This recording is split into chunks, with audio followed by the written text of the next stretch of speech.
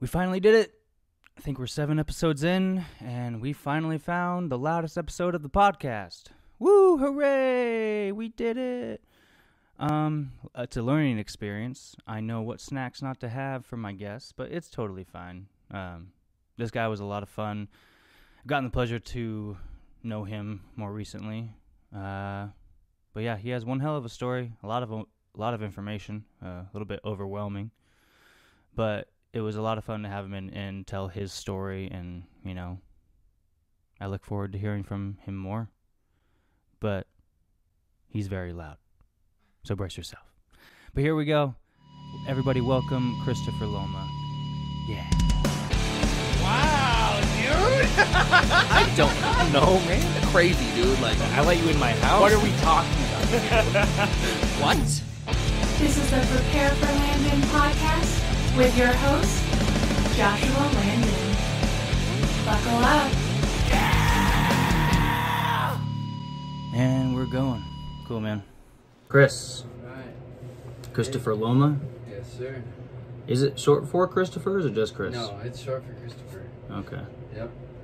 Christopher Michael Luoma. Christopher Michael Luoma. How you doing, sir? I'm doing well. Happy to be here. Yeah. Well, I know you got a lot of stories that you want to dive into, so it's up to you where you want to start, man. All right. It's gonna be a good one. Yeah, I think it definitely will be. I think we should. I think we'll kick it off with this most recent one. You know, maybe we'll jump around. Who knows where we'll end up by the end of this thing? But for now, let's start. Okay, I want to say. Okay, so we'll start it right here at the beginning of the outdoor grow season, 2015. I want to say we got our plants in the ground maybe, I want to say late February. It was probably more like early March. Had everything going by early February. We went ahead and dug out the backyard. We rented a little one of those little tractors, you know what I mean? The little, I don't want to say like a little bobcat, but yeah, bobcat, exactly. One of those little bobcats, right? We went ahead and dug out a big old, I don't know, man, a big old square of the backyard, right? And probably made about a 5-foot hole in there, and about, you know, maybe 50 feet by 75 feet, you know, pretty much 3/4 of the backyard. We pretty much leveled about 4 well, no, I wouldn't want to say 6, about 4 feet below where the ground used to be, in preparation for our first outdoor organic grow that we were going to start. We had been doing prior to that. Where was this at? This is this is down in San Diego. I'll go so far as to say in the Mira Mesa area. Okay.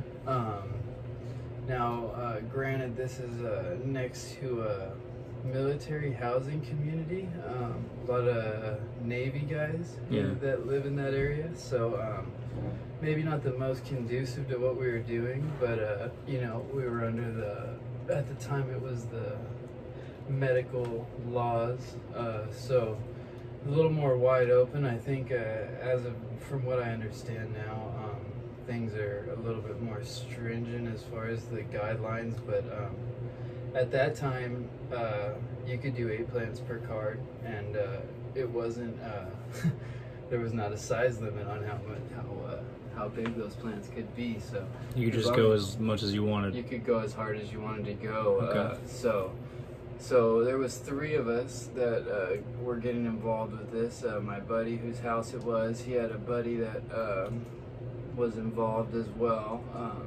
He's an African-American gentleman, actually from Mississippi, and myself. And prior to that, we've been doing an indoor thing, and we've been stealing power.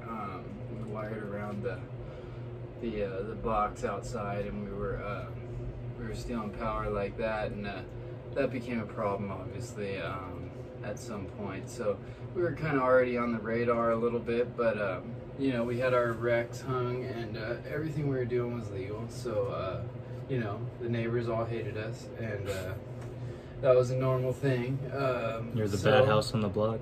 Yeah, one of those houses, you know what I mean? And I didn't live there full time, but I ended up spending a lot of time there, especially as we got a little closer to harvest. But, you know, I'd come a couple times a week, help with the gardening and everything. Yeah. And, you know, especially when we were doing the indoor, it was more of an attentive process because we had a perpetual harvest going. So for those of you that aren't really very familiar with that, you have different rooms, and basically you have a veg room. You have plants in different stages of veg. There you don't really, you know, your light cycle can be what it is, but as you have them in different states of veg, you can perpetually move them and rotate them so that, you know, if it's a 3-month veg process, you have, you know, let's say you have, just for the sake, I'm not sure what our numbers were, but, you know, you would have 30 plants in your first month of veg, 30 in your second month of veg, 30 in your third month of veg, right? So as you move those to the flower room, you know, say you move your plants that are in their third month of veg into your flower room, you'll then be moving, you know, your fresh cuts in and rotating, and now you have, you know, your starters, your second month, your third month, and you continuously rotate that. So every month you're going to be harvesting. You do the same thing in your flower room, you know. And that's one hell of a process, man. It's a it's a lot of work, dude. Yeah. A lot of work, a lot of power, a lot of everything. So you know, we'd been doing this for a couple years, and it was maybe not even a couple years. It may have been 15 or 16 months. You know, you kind of. It's hard because you're not measuring it by season. I much prefer the outdoor grow, and so you know, we got our basics down. We were making it happen. You know, selling a lot of stuff to these clubs, these medical clubs at the time, and that's even kind of a scam, or at least it was at the time. I have been out of the game for quite a while, but the way it was working at that time was. You know, say me and Josh here, we both have a pound of weed, right? And we want to sell it to the club. He's got some swag, right? And I have some super dank indoor, right? So he brings his pound in and they buy it for whatever price they buy it for, right? They put his name on a list. I bring my dank indoor in after him. They buy mine for whatever price they buy it for. They put my name on a list. My bomb-ass indoor sells, right? And they make the money off it. Now they're going to pay Josh, because they're going to take it on consignment. They're going to pay Josh with my money that they sold my weed for, right? And I have to wait until they, you know, until my name comes up to get paid, you know? Mm-hmm. So for me, I was kind of upset about that because, you know, sometimes you have to wait forever, and it's like, it just depends where you're at on the list. It didn't seem like a fair process, but that's how I jumped into the middle of this thing, and that's how they had it set up. So, we did a little bit more of that indoor thing, and we all kind of came to the agreement, like, man, let's try and do an outdoor grow, man, you know, see what we're seeing up in Humboldt and the way that these guys are doing it, you know, if we can make this thing happen, you know, we can make our whole year's worth on one crop, you know. Yeah. So, you know, we did our research, and so we rent this Bobcat, man. Now, given that, you know, we have the reputation in the neighborhood that we have, the neighbors, you know, any little thing, man, and they see us backing up this big truck with a Bobcat. Like, oh great, what now? Yeah, what are these guys up to now? You know what I mean? So, I forget what his exact title was, but some sort of inspector from the county decided to come out after the cops came out, and what are you guys doing? You know, oh, well, you know, hey, man, we were just doing a little home improvement. Oh, okay, so next thing we have you know, he leaves and an inspector from the county comes, and we get this ticket for illegal grading. That was the first thing, right? So, all right, we have to pay this ticket for illegally grading our property because we needed a permit to dig our garden. So, all right, we pay it. I forget what it was, but it wasn't anything substantial, especially with all three of us pitching in. You know, it's probably a couple $100 a piece. That's not too bad. Like that. No, it really wasn't. And, you know, honestly, it's probably better than actually getting the permit. But, you know, we tried to do it all on a budget. We ended up finding some topsoil that we could haul with a trailer for free. We grabbed that.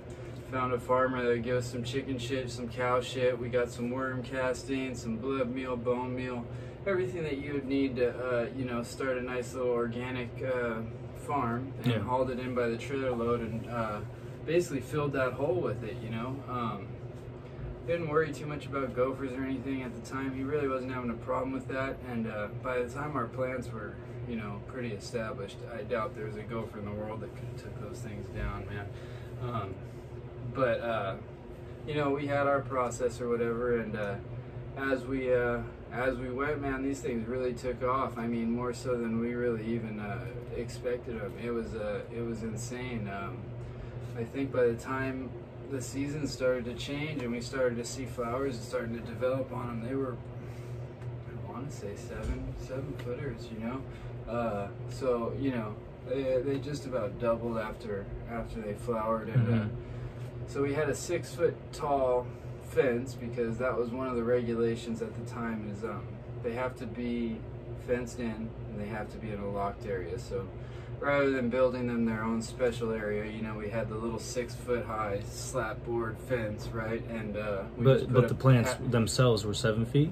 Well, at the end of the veg cycle, once they flowered, we finished them at, you know, roughly 12, depending on the strain. Some of them were quite a bit, you know, not quite a bit. I would say we were between 12 and 14 feet tall when we were done. But also our process involves kind of burying them, so it wasn't the height that was really giving us the yield that we ended up getting. A lot of it was the bulk of the actual plants themselves. And I don't know if Josh can do it, but maybe there'll be an opportunity to put some pictures up of the actual grow on whatever he's got going on. Yeah, you could show me later, and we could probably edit them. We maybe do something like that. You guys might want to actually see it to believe it. But yeah, no, it came out better than we would ever expected. And so, you know, especially by the time we're in full flower, you know, people are starting to get ideas. Man, we have our camera, but you know, you got 6 foot, and you got the top 6 foot, so you got these big old donkey dicks hanging over the fence, man. And we're thinking, you know, somebody's gonna try and rob us. And so, you know, sure enough, we got these couple of these people that decide they're gonna hop the fence. And we're sitting there watching them on the cameras, you know, like, what are these guys gonna do, man? As soon as they start chopping these plants up, you know, we're gonna go put a stop to this, right? Well, you know, when we garden or whatever, the size of plants these are, man, they're dropping fan leaves like crazy and everything, man, you know. So as we clean up and stuff, we kind of put the refuse and the trash in these little trash bags at the base of the plants, right? Yeah. So whoever it is, we're watching them on the camera. They got their hooded sweatshirts on. They hop the fence. It's late at night, you know.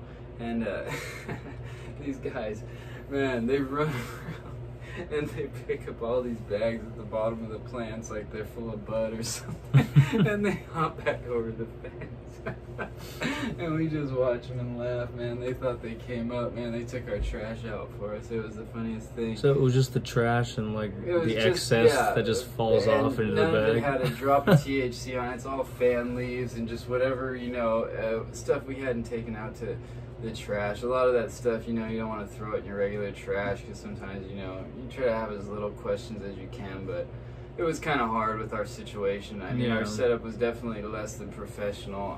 You did what you could. I think over time we would have perfected it a little bit more. I should have let this guy know that. But anyways, so hey, call me back. Sorry about that, guys. No problem. So anyways, all right, so back to the story. So, you know, we're getting close to harvest now, man. And, you know, we kind of put word out, you know, hey, don't come around the house, you know, around the neighborhood, whoever it was, like, there's going to be problems, you know, don't be hopping our fence, all this and that. So, you know, we didn't have too many more problems with them. But as we're getting ready to harvest, you know, so, like I said, these medical laws were pretty vague, right? So, now, there's no limit to how big your plants can be, but there's a limit to how much processed flower you can have at one time, right? So on these 12 footers, we were pulling, you know, depending on the strain, once again, between 10 and 12 pounds off of each plant of, you know, pretty good flower, not really counting like, you know, popcorn nug and a lot of real close sugar leaves and trim and stuff.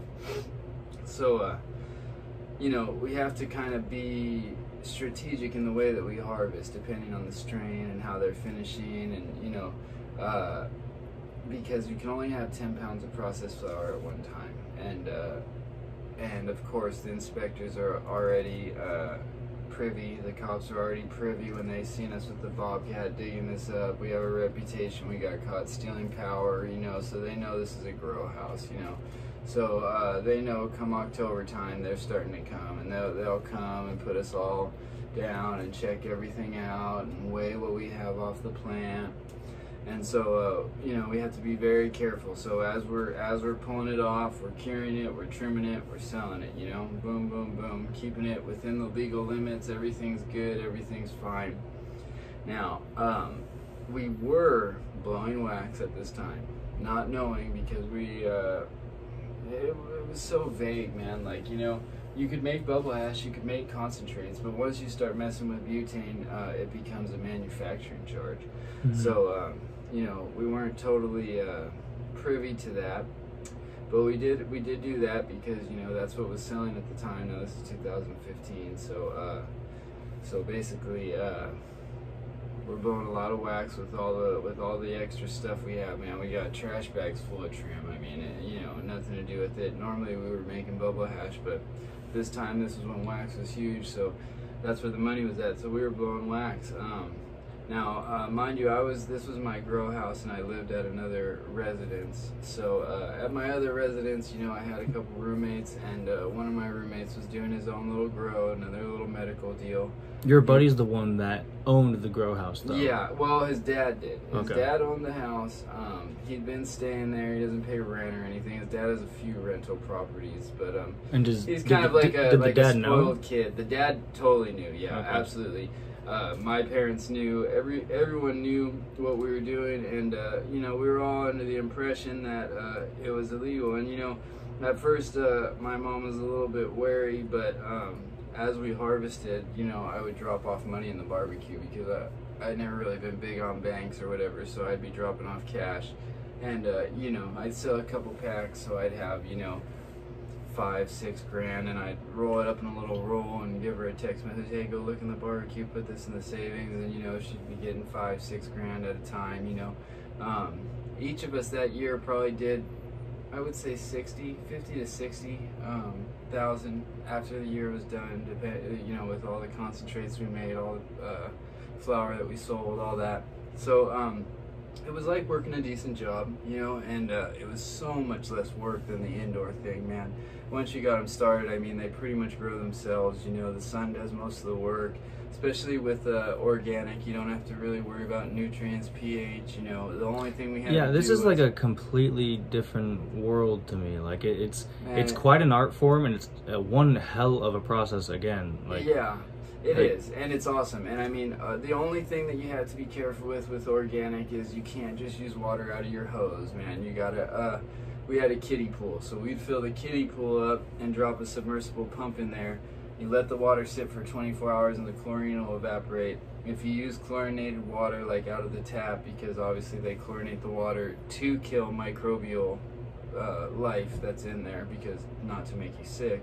But when you're doing organic, you want, they call them, you know, those are the good guys, the good, oh man, I'm drawing a blank here, but anyways, you want those are the good bugs, you know. Those are the bugs that do all the work for you. You got different bugs that, you know, eat carbon, put out nitrogen.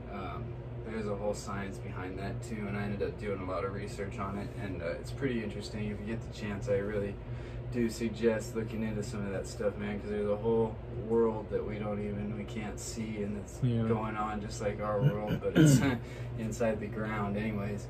But anyways, so, you know, alright, so I have two separate houses. One of them, a grow that I'm not involved in, that my roommate's doing on his own. Yeah. I have mine that I'm doing with my buddy down here in Mira Mesa.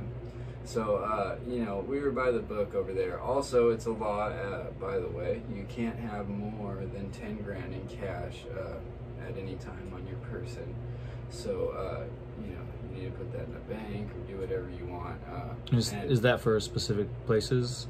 I They're know just in everywhere. California. I know in California, and I know that certain times that we would take it other places, we would have to, you know, do Walmart to Walmart and stuff like that in order not to have that type of cash on us at any time. Because if you get pulled over with more than 10 grand, and really you want to keep it at about $8,500 so that they don't really ask too many questions, because there's not much they can do about that, but they'll confiscate it.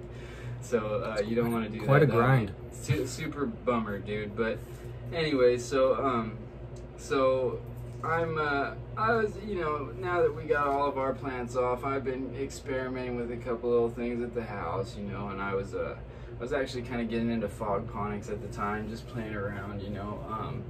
But I went to the hydro store over here, kind of closer to my house in San Marcos. There was a hydro store I went to, and picked up a couple bags of soil, and I think I had a quarter pound of weed. Now, with my card, I'm supposed to be able to grow, carry a half pound of weed on me at a time. You know, that's what I'm supposed to be able to have. Now, you're not allowed to have it in the cab with you. You're obviously not allowed to be smoking and driving. But I had one of those little locked boxes, and so I picked up a couple bags of potting soil, and I had that quarter pound of weed because I was kind of over the whole club thing. I had been doing Craigslist patient-to-patient sales, so you know, as a medical patient at that time, you could sell to another medical patient, you know, as long as it was within a certain weight limit, and you have to check their recommendation, make sure they're all good. A lot of times there's a number, you call the number, make sure with the doctor it's a real rec, cover, you know. I am overwhelmed with information, I gotta be honest. CYA, yeah. Well, yeah, and I mean, I'm going into all this to say that, you know, there was a lot of stuff going on, and we had done our homework, and we all felt that we knew the law, and we knew that where we were at, and we felt that we knew what we were doing was legal, you know, at the time. And that's where kind of this whole story starts a little bit, at least for this specific one. Mm-hmm. And so I'm coming back from the hydro store. I'm actually headed to Temecula to drop off a birthday card for my daughter. She's gonna be 15, man. Oh wow. So I started young. So I was headed up there to drop off this birthday card. I wasn't speeding. Now, granted, I had dreads down to, you know, probably my nipples, man. You had dreads? Yeah, I had some long dreads. Dude, I need to see man. pictures ASAP. Yeah, I will definitely show pictures, and if there's a way, I'll put them up, man. Yes, you guys please. can see me. I was fully stonered out. Oh, I was man. driving, let's see. It looks like a Geo Metro, man, but it's called a Chevy Prism, and it's got to be a sister car to a Geo Metro. But picture, you know, you got a white guy with some long dreads and like basically a Geo Metro driving down the freeway, you know. I talked to Michael yesterday, like, I'm not a car guy. I don't know anything. Well, it's a beater, man. It's totally a beater. So I get pulled over, man, and I'm like, all right, this is cool, you know. I have a little bit of Hey. a past. Hi. Can Paul come in or no? Yeah, of course. What's George doing? My cats are all over the place. That's awesome. Yeah. Cats are so rad. Sorry to interrupt. Yeah, this is how it goes, people. This is another day in the life. Right? Okay. Alright. All right. So, where is that? Okay. So I'm driving. Yep. And In your beater car. doing the Definitely speed limit. profiled a little bit. Definitely a little bit profiled, I have to say, man. So, you know, I'm not speeding. I still, to this day, don't know what the probable cause was for me getting pulled over. I had discharged. I was not on paper of any sort at this time. So, and I didn't have a fourth waiver. So, you know, in all reality, I probably should not have given consent to search the vehicle, even though I'm sure they would have figured out a reason to find some sort of probable cause to do so. But I thought I was legal, so yeah, they pulled me over. Yeah, go ahead, search the car. search the car. They pull out my phone. They see the pictures of an enormous grow on the phone. They go in my car. There's a couple bags of potting soil and a quarter pound of weed. Good. 4 individual ounces in mason jars locked in one of those little $10 Walmart safes. Good. Yeah. So, but according to the law, that's what I'm supposed to do. You know what I mean? I have it locked up there, and in case I get a call, I'm doing the Craigslist patient-to-patient thing. So I want to kind of be ready, and I don't have to go out of my way. I had well under what I was supposed to have, so I thought, okay, I'm good. So next thing I know, I'm getting put in handcuffs. I'm asking them, what am I being arrested for? Well, you're just being detained.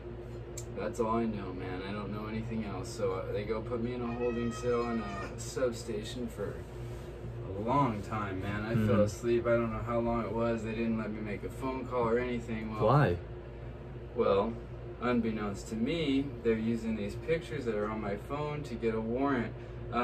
When they were asking me where is my residence, on my driver's license, on my car registration, on everything is my parents' address, right? But there was a hospital bill from a little incident that I had prior that had the address to where I was actually living, which was with my girlfriend at the time and with my roommate that had just harvested this grow and had just blown a bunch of wax, man. And again, I take responsibility for the fact that, he had blown wax like a week ago, and still in our garage was a bunch of empty butane cans and a bunch of tubes, so he should have cleaned all that up. So they get a warrant for that house because obviously because I kept telling them my residence was my parents' address, they didn't want to search that one. They found that one letter, and of course they ain't not dumb, so they put it together. So they get the warrant for that house. So they go over there, and all while I'm in this holding cell, not able to make a phone call to tell anyone anything's happened, So, this guy, he has a newborn kid and whatever, right? So this is all information I found out later, obviously.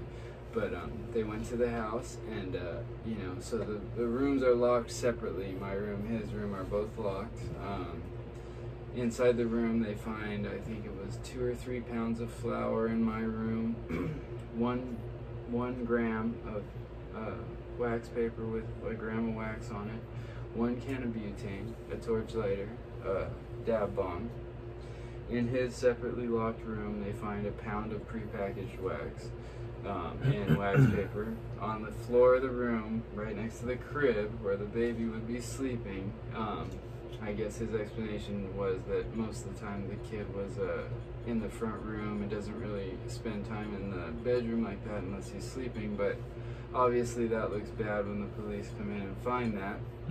So CPS got involved with that, and so just an overall not a good situation. It was a terrible situation, okay, and unfortunately, even though the locked rooms, since the garage is considered a common area, both of us get arrested for these empty butane cans and these tubes, and basically they decided to call it a BHO Lab. Our garage was now a BHO laboratory, and the charges that we had were basically that of, if you had a meth lab at your house, you would get charged with the same thing that we got charged for making wax out of marijuana. And just to be clear, like everything that you're involved in, like legally, like has been cleared, and you're. So there was plants there. The cops had come out multiple times to our grow house, weighed our stuff. Everything was totally legal as far as the cultivation aspect of everything went. No problems there, and it had been heavily monitored by San Diego Sheriff. Where we got into trouble was actually using the butane to extract and making a concentrate using the chemicals. Now, had I done my research, there is separate licensing and separate things that need to be done, in order to safely do this. I have enough experience where I would never blow wax indoor. Like you see the YouTube video, the guys in their garage where they're blowing wax, and all of a sudden you see the pilot light in their water heater go on, and then a huge explosion. like, you know, obviously you want to be well ventilated if you're going to do it inside, or just do it outside on a hot plate, you know what I mean? Or don't do it at all, actually. Yeah, as a probably disclaimer. don't. Yeah, it's okay. Yeah, I would say There's a lot of better things to do. Yeah, and I mean, go to your local, you know, it's legal now, just go buy some wax, for God's sakes. You ever played Frisbee? Yeah. That's a lot more fun Frisbee golf, than, you right? know, doing that looks like a meth lab or anything. Too. Yeah, so, you know, anyway, so all this to say that, so, alright, so both of us are going to court on this thing. I bail out. I'm looking at a lot of time because of my past. This guy, not so much. So, you know, I got kind of back into some of my old things, man. Now, at the time I was on methadone maintenance, I'd been on and off using heroin since I was like 16. As of right now, I have 2.5 years clean and sober. That's awesome, dude. Yeah, no, totally good. Good job. I'm doing really good, better than I probably ever have done before. But at the time I was on methadone maintenance, I wasn't using or anything. So obviously I know this whole situation has kind of come to a head. Now I'm gonna have to detox off my methadone. So I'm dropping my dose, trying to prepare to go to jail to get this thing over with, right? So I sign a deal, and I know some of this legal stuff maybe you guys aren't gonna understand, but I sign a guilty plea, and I plead guilty for, and I'm gonna do 3 years with halftime in state prison. So as I'm detoxing my methadone, you know, things start to get kind of uncomfortable, and my thought process. Do they help, like, in jail, like, with, like, druggies coming in and detoxing? What they say they give you, I mean, they give you this stuff called Librium, which is like a super light benzodiazepine, and it does help a little bit, like, to help you sleep, but they give it to you for like a week. And the thing about methadone is it has what's called a really long half-life.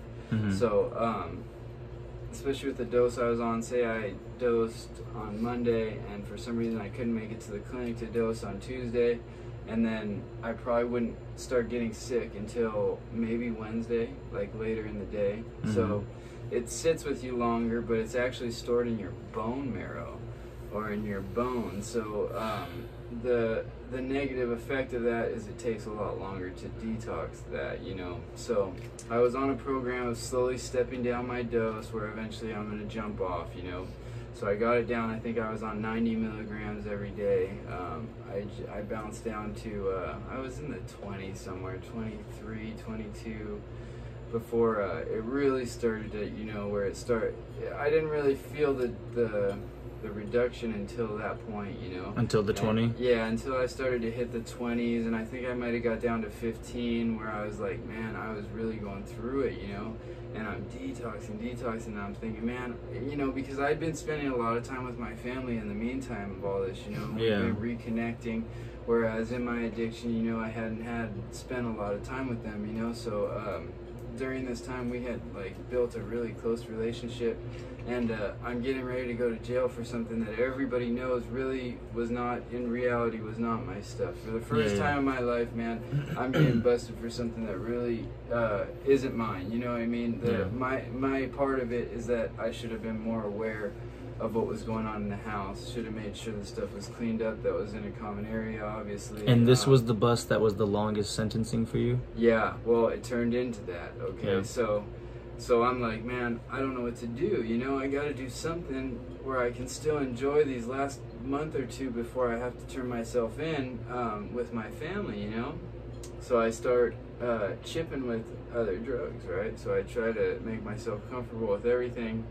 I end up falling back into my old thing, you know, and before you know it, my habits, you know, gotten to the point where, you know, because, let me back up a little bit and kind of educate a little bit. So, please. Kicking methadone is one of the most intense and terrible things that I feel like a human being can ever go through, and it's I could only imagine. It's not due to like the severity of like the actual like intensity of the kick. It's just the length of it, man. I mean, is there a way you can describe it? imagine having the flu without being able to sleep, like a heavy anxiety, like more of a panic attack mixed with the flu. You know what I mean? You got the shits, you're hot, cold, you can't sleep, you can't sit still, but you don't want to stand up. You're freezing, you're sweating, It's like COVID. Man, it's like it's one of the most miserable things, and the thing is it's a 30-day long process before you start to crest the hill. You know what I mean? And it's about 3 months until you start to feel like back like your normal self. I mean, after the first month, you can sleep, you know, but there's something not right. You know what I mean? It's petrifying. It's petrifying. And You feel like you're like maybe never the same. Oh, well, for a long time you wonder if you ever will be. You know, they say that, you know, kicking alcohol can kill you. Yeah. Kicking methadone. That's happened to Amy Winehouse. Like she went like cold turkey, I believe. Is that how she died? Yeah. Oh, wow. I didn't know that. I'm pretty sure. Okay, well, I'll take your Again, word for that. I need to fact check my stuff. Well, yeah, we'll go with that for now. I can believe that.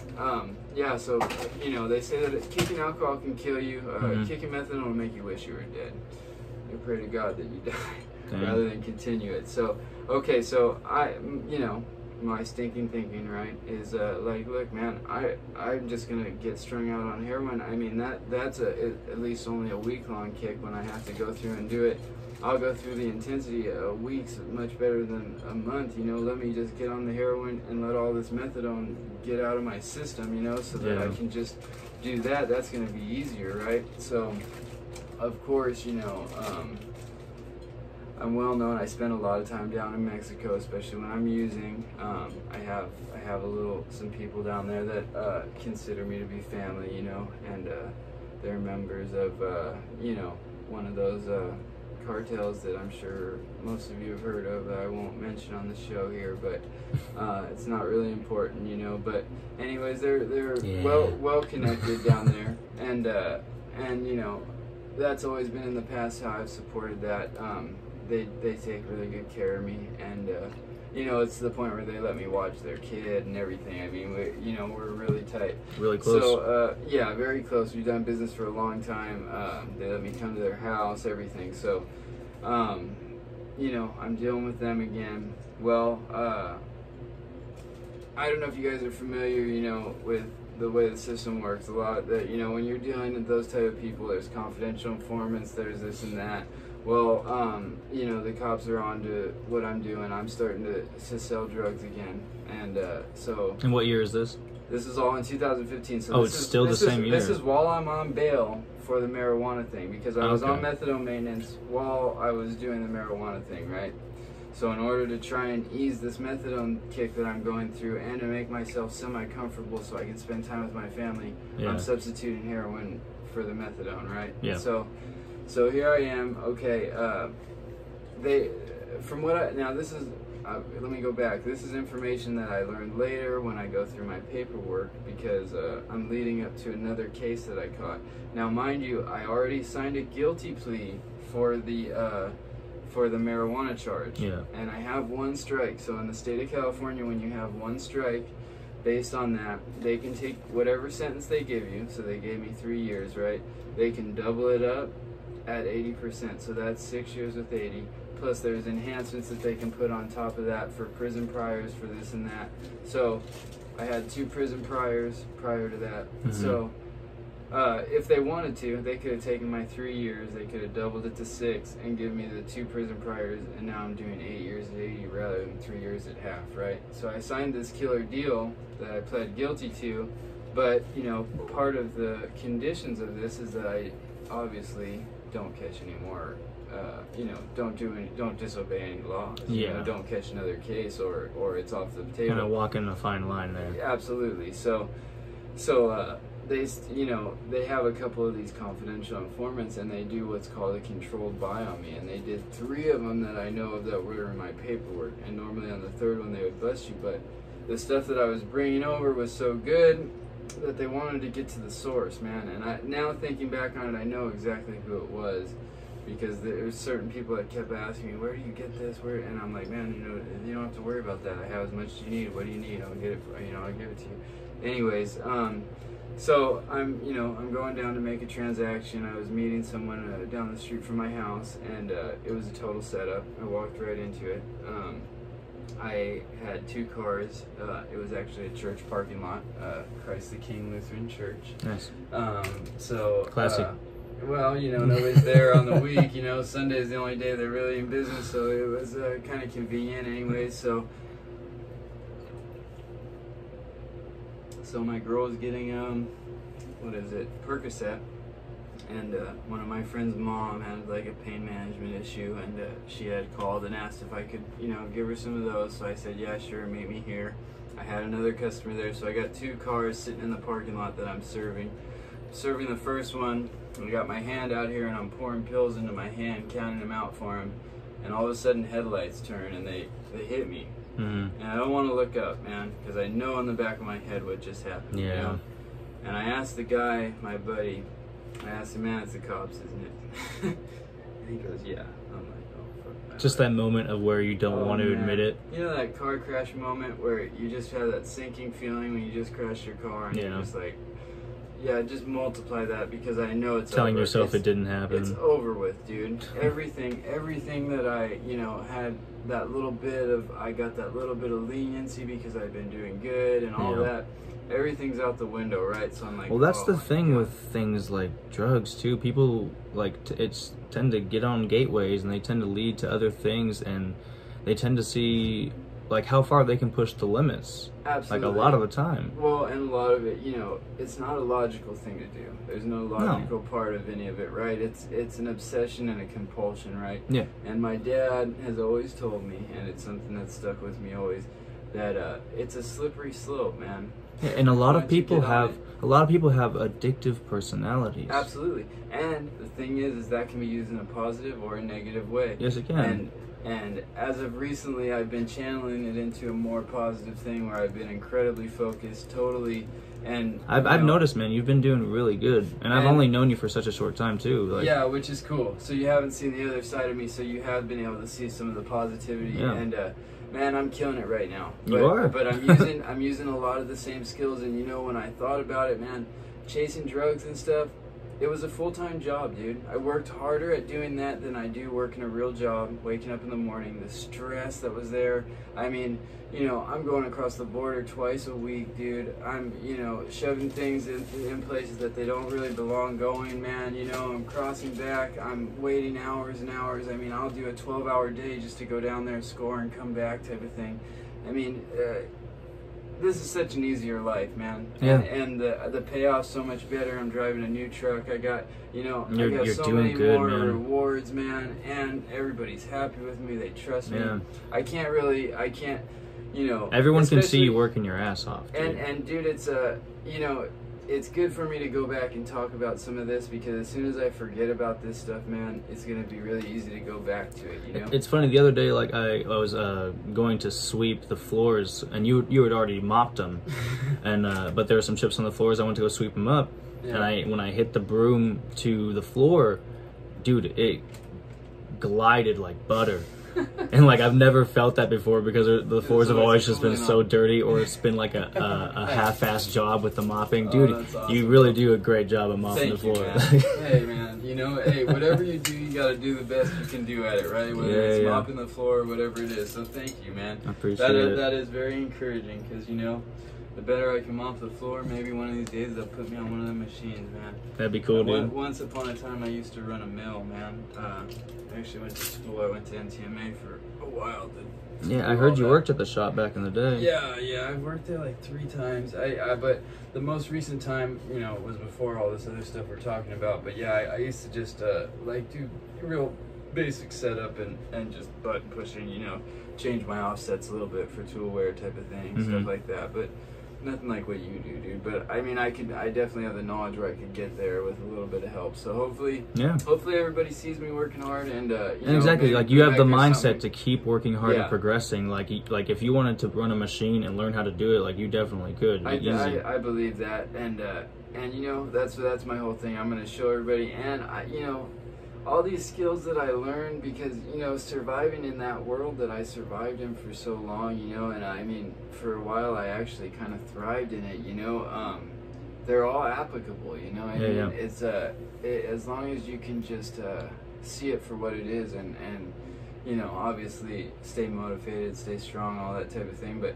no, I don't ever see myself returning to where we're at here, but it does make for a good story, and we're kind of just getting started, dude. And like, I mean, I'm getting all the legal jargon and the BS out of the way, and it's a setup for what ended up happening, because without all this happening, I never would have went and did what I did, you know? Yeah. So, okay, so, I mean, everyone, hey man, like everyone has a past, like, dude, you've really turned things around. We can all tell. That's awesome. And but now you have these interesting stories. Yeah, no. And there's one in particular I want to get to, but we'll get to it. You know which one. Man, okay, yeah. Well, no, we're headed that direction, man. We're headed south, slowly but surely. So, okay, so I look up. I don't want to look up, right? I got the jar of pills in one hand, my other hand open, and I'm dumping like this. Mm-hmm. I see the headlights. I don't want to look up. I ask my buddy, "It's the cops, right?" And he goes, "Yeah, it's the fucking cops, right?" I'm like, oh my god. I instantly know at this point my deal's out the window. And you know, with the DA, it's not like they play fair, right? Like, I signed the guilty plea, right? Yeah. There's no promises, no guarantees that I'm gonna get the time that we agreed to. That's only if I follow my part of the deal, which was to stay out of trouble, right? Yeah. Now, I can't retract that guilty plea. At this point, if they decide to, like, you disobeyed the rules, you caught a new case, they can give me whatever time they want, and I can't even go to court and have my day in court because I've already signed and pled that I'm guilty, agreeing to this amount of time. That phone, man. It's my brother, man. I probably need to just text him and tell him. But anyways, I'll do that in a minute here. But so okay, so I sit. You know, it's one car though. It's only one car, which is kind of a weird thing. Normally they would like totally surround you. You know. Yeah. So I have a ball of heroin. When they weighed it later on, I think it was 19 point some odd grams of heroin, right? So they pull up, it's a one car, it says canine unit, but I don't hear a dog. I'm sitting on the curb, and this guy's standing way back in his car, you know, hey, sit down, no, don't move, you know, but he's got these two cars to watch, and me, and I'm sitting here thinking, this guy can't leave these cars here. I mean, and right in front of me is like this creek with a bunch of bushes and stuff. And so I look at him one more time as I'm sitting there, and he gets on his radio and just turns his head for a second, and I take off. Phew, I'm running through these bushes, man. I'm in shorts. I'm taking off. Phew, the pills drop. Because I want to get rid of the dope that's in my pocket. You know, that's the main thing. I'm like, man, I can, because Are you a good runner? Well, I wasn't as good as I thought I was, but I got away for a while. All right. So I'm running through these thick bushes, man, and I got these shorts on.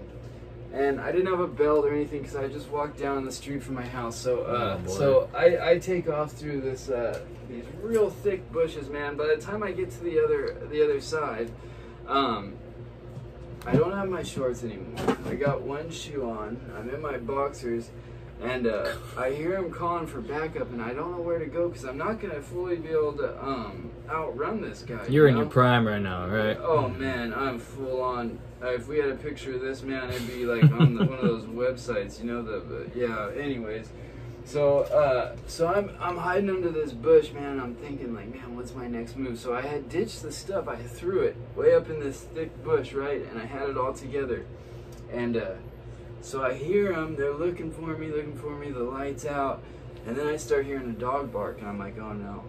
I'm like, oh, this is not going to be good. And so I'm not in a position to really take off and keep running. And I'm not going to lie, I was out of breath. I was completely out of breath, winded, dude. There's not a runner. Not quite a runner. And I was not in the greatest shape. I hadn't been doing my workouts at that time, you know what I mean? So I was haven't been using that Bowflex? No, the Bowflex was getting a little dusty. But So I'm under this bush, man, and I'm thinking, all right, I got rid of the dope. That was my main concern, okay? I'm not thinking I'm going to get in trouble for the pills I had in my hand, because as I ran, those things just flew everywhere. The guy seen me doling them out. But I'm thinking, all right, I got rid of the heroin. That's my main thing. Maybe I get away with just a evading charge or something for running from these guys, right?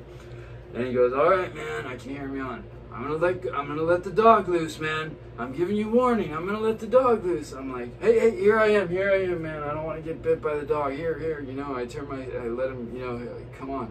Yeah, so and you're in your boxers. He arrested only, me right? in my boxers and one shoe. A dog coming at you in your boxers, man. Yeah, I don't know how much help the shorts would have been, but I may have felt a little better about it, because they would have definitely bit me in the ass, I think. Jeez. No pun intended. So, first of all, they had me do the whole thing. All right, hands on top of your head. The whole Macarena thing. Back up.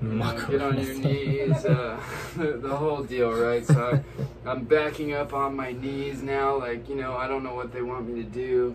And the guy puts me in handcuffs, right? And then he just knees me in the back and just stomps my face into the ground like 3 times. Oh, cool. San Diego Sheriff's, bitch. And I'm like, oh, really? Man. Okay, man, you feel tough, right? You have me in handcuffs.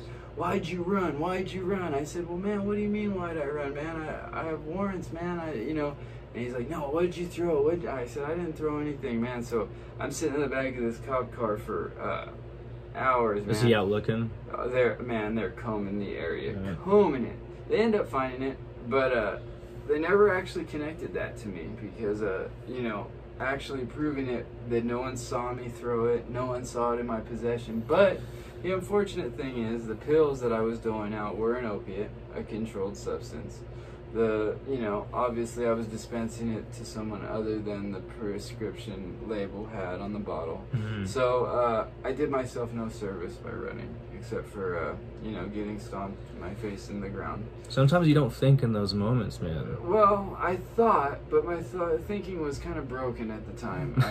You just thought wrong. I thought wrong. It was a misthought. We all have those. It's fine. Yeah, I made my move. You know what I mean? And so anyways, I bail out again. Now I'm on bail, crime, bail. Bail, crime, bail. Mind you, there's a 2-year enhancement for that as well. Okay. So now, barring whatever they want to give me for this new charge, I'm looking at the 3 years doubled up, my 2 prison priors. Mm-hmm. That's 8 years with 80, plus a 2-year enhancement for the bail, crime, bail enhancement, which I feel like I definitely am going to get. It's at the discretion of the judge. That's 10. And if they want to, if they decide to run them concurrent, meaning that I do, the time for the one charge while I'm doing the time for the other one, and it doesn't add sentencing on, that's 10 years with 80. If not, if they decide to run what's called bow-legged, and I have to do the time for the first one and then instantly do the time for the second one without getting out in between, who knows what. How old were you again around this time? Okay, so I just got out April 8th. I'm 33 now. I turned 33 in May, and this was I did 5 years flat. So you're 28. 27, I want 27? I was still 27. I hadn't turned 28 yet. So I bail out. Now, I've dealt with the system enough to know that any responsible judge is not going to allow me to remain on bail, being that I just caught another case for selling drugs while on Yeah, it was kind of like your final straw. Case. It's like, come on, man. Any self-respecting judge is going to revoke my bail for my own good and put me in jail. Yeah. So after you get arrested, you have 3 days to be arraigned on your stuff. So you have 72 hours. Mm-hmm. So I had, let me see, what was I driving at this time? This time I had a 94 Honda Civic, 5-speed, sick. Nice. And I say my goodbyes, and I start heading down south. I'm gonna go stay with my, first I go down to my buddy's house, that, we used to go down there a lot together, and I try to regroup. And I asked him, you know, hey, what do you think I should do? He's like, well, hey, man, I mean, you could totally help me while you're down there, you know, and we can pay your rent. And, you know, you just stay down there for a while, man, let everything cool off. He's like, you know, I have to come down here anyways. You could save me some time. I'll just Walmart to Walmart you the money. You go score for me down there, and then, you know, just meet me at the border, man, you know, and just, we'll do the exchange there. I'm like, all right. He's like, I'll cut you in on it. You know, rent's cheap down there. I'm like, all right. So we go down. I have some money, man. So, you know, we go down to my little Mexican familia's house down there. And, you know, I sit her down and I tell her, look, she's a female, by the way, but she has a whole family, you know, but it happens to be that the wife's family is the one that's connected. Yeah. So, she's the main one. And I sit her down and I tell her, look, I have, like, you know, poquito problemo, you know what I mean? Policia. She goes, see, that's why I don't live in Estados Unidos, because she used to live up there. She goes, I don't want to go to jail anymore. Here you don't have to go to jail. I said, well, look, I'm interested in looking into, like, getting an apartment down here. Like, do you think you can help me? She goes, yes, Chris, yes, we help you. And where exactly were you at? Okay, so if you go through TJ, there's a couple freeways, at least that I know of. I'm not completely familiar, but I'm familiar with this part of Baja California, very familiar. So you have the one freeway, which is a scenic route that goes along the coast, and it's a toll road.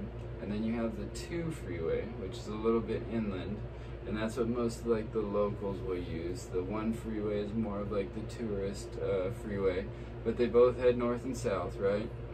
It's not like here where the odds and the evens are separate. Yeah. The 1 freeway and the 2 freeway both go north and south. And as you go through Tijuana and you go down south, before you get to Rosarito, there's a little place called Santa Fe, and that's where my people live. And it's actually a pretty quiet place. Once you get out of TJ, Baja California, if you guys get the chance, I highly recommend it. I love it, man. The people, as soon as you get out of TJ, the people are awesome, man. I mean, really nice, helpful, genuine people. Yeah, I haven't been to Mexico in years, man. For me, I've always loved it. I don't speak a lot of Spanish, but I do speak enough to get by, and I understand a lot more than I speak. I wish I knew more. Which comes in handy a lot, man. I do recommend, if you do go to Mexico, go down with someone that knows their way around there, because I have some friends. Because there are good experiences to be had down there, and there's very bad experiences to be had, and a lot of it depends on where you go. Yeah, I did a podcast with a guy I was in a band with, and he used to go there all the time. And we even talked about it. He was mentioning just like, as long as you don't draw attention to yourself, like you should be good, dude. Yeah, that's absolutely true. So I'm a white guy. I got long dreads. I'm driving. Oh, you still have the dreads at this point. Oh yeah, I didn't want to cut them, dude. I was like really not. I love it. I gotta see those pictures. Boom. So, you know, I'm not planning to stay down there right this second. I thought she was going to help me find an apartment, you know, and we'll go back across the border. I still have a couple days before my court date, you know, so I'm thinking, all right, you know, I let her know. Hopefully we'll be in touch and we can, you know, figure this out and give me a little spot to stay. She goes, no, Chris, you stay with us for right now. We'll find you a place. For right now, you stay here. I said, all right. So I stay down there, and my buddy goes back, and I got my car down there. And at first, I'm sleeping on their living room floor, you know. And the things that he was talking about doing, it never really worked out. So I'm kind of on my own with no money, but I have my little Mexican family. And why didn't it work out? I think he got jealous because I'm living with the connection, and the connection's starting to like me more. And you know, he introduced. So he let his own insecurities kind of like let everything kind of crumble down. Yeah, for sure. Plus, the girl he was living with was like just a total bitch, and she was the reason we even knew these people. She's like a prostitute, heroin addict. He was only with her because our people said they wouldn't deal with him without him being with her, you know, so he stayed with her just for that, because it was a really good connection, let me tell you. And so as things worked out, me and her, you know, we spent a lot of late nights sitting up and talking, and you know, she really like started to like me as a genuine person, you know, and she goes, okay, Chris, what were your prices before, you know? And I tell her, because I have been kind of going through my friend, and I told her what I was paying, and she goes, you don't pay that anymore, you're going to pay family prices. And she dropped my prices. So, as I said earlier, I was going to the methadone clinic, so I had some customers from that, you know? Yeah. And so I made a couple calls, and you know, the same customers that I had in the United States, I told them, look man, you know, you've been paying this price for it up here. If you are willing to come down to Tijuana and meet me right across the border, there's a little taco shop that I know. Come over, have a couple tacos. I'll give you the same thing. We'll cut your price basically in half and pick it up from me right there. And all you have to do is walk it across the border, you know? So I was able to support myself a little bit doing that, you know? And I only had to do a business transaction maybe 2-3 times a week, you know? Mm-hmm. And so now, you know, my little family over there is like encouraging me, like, Chris, like, I think it's better you get on the methadone while you're here, you know? And so I was supposed to go get on methadone down there, but I'm like, man, that's the whole reason I started doing this, was to get off of that, you know? So yeah. I didn't want to do that. Kind of getting dragged back in a little bit. And I'm happy that the way that it worked out, that I did not end up doing that, because the one part of my plan that did work out is I didn't end up kicking the methadone. I ended up just doing like a week-long kick when it all falls apart, you know, later on down the road. So I stayed with her for like 3 months, but I stopped sleeping on the living room floor. She has like a little trailer down there, man. Like it's like the type of trailer that like the type of trailer that would go on the back of a pickup truck, but it's just on blocks. It's just a little thing, you know, little camper. Yeah, yeah. And no power, but I'll run an electric, like a, what's it called, extension cord out to the house, and I have my power that way. And if you know, if she's home or whatever, I can use the bathroom there. But other times, you know, bag inside of a 5-gallon bucket, do my thing, and then go bury it somewhere, you know, that type of thing. So I was roughing it a little bit, you know. Hey, whatever you gotta do. Washing my clothes in the same bucket that I take a shit in, let me tell you what. But I did. Whatever you gotta do. I did have a did bag you? in it. Were you able to like scent it with deodorant somehow? I try. Go find some flowers down the you street know, and throw them in the water. And, you know, they got, well, you know, they have these little places down there called OXXO. Okay. And it almost looks like a Circle K sign, very similar to a Circle K. They sell their cigarettes in packs of 15 down there rather than packs of 20. Yeah. So you get a pack of 50, and I would buy the Palmo Rojos. And every time I go to the OXXO right down the way, right, and get some cigarettes, and they had these Oreos that I was addicted to. There's cookies and cream Oreos, dude. I don't know if they even sell them up here. Oh my god. Dude, they've got some good stuff. Well, anyways, if you see those, buy them, dude. And the difference with their Coca-Cola, if you go down there, yeah. The very first thing I do is get a glass bottle of Coke. Mexicans, as a general rule, do not like corn syrup, as most American things are flavored. Their with sweetener corn? is it's all corn. High fructose corn syrup, right? They use real white sugar. Everything's corn. Oh, real quick. Have you seen those like cake videos at all? The band cake? No, like people making cakes out of just about anything, where the person next to you could be a cake.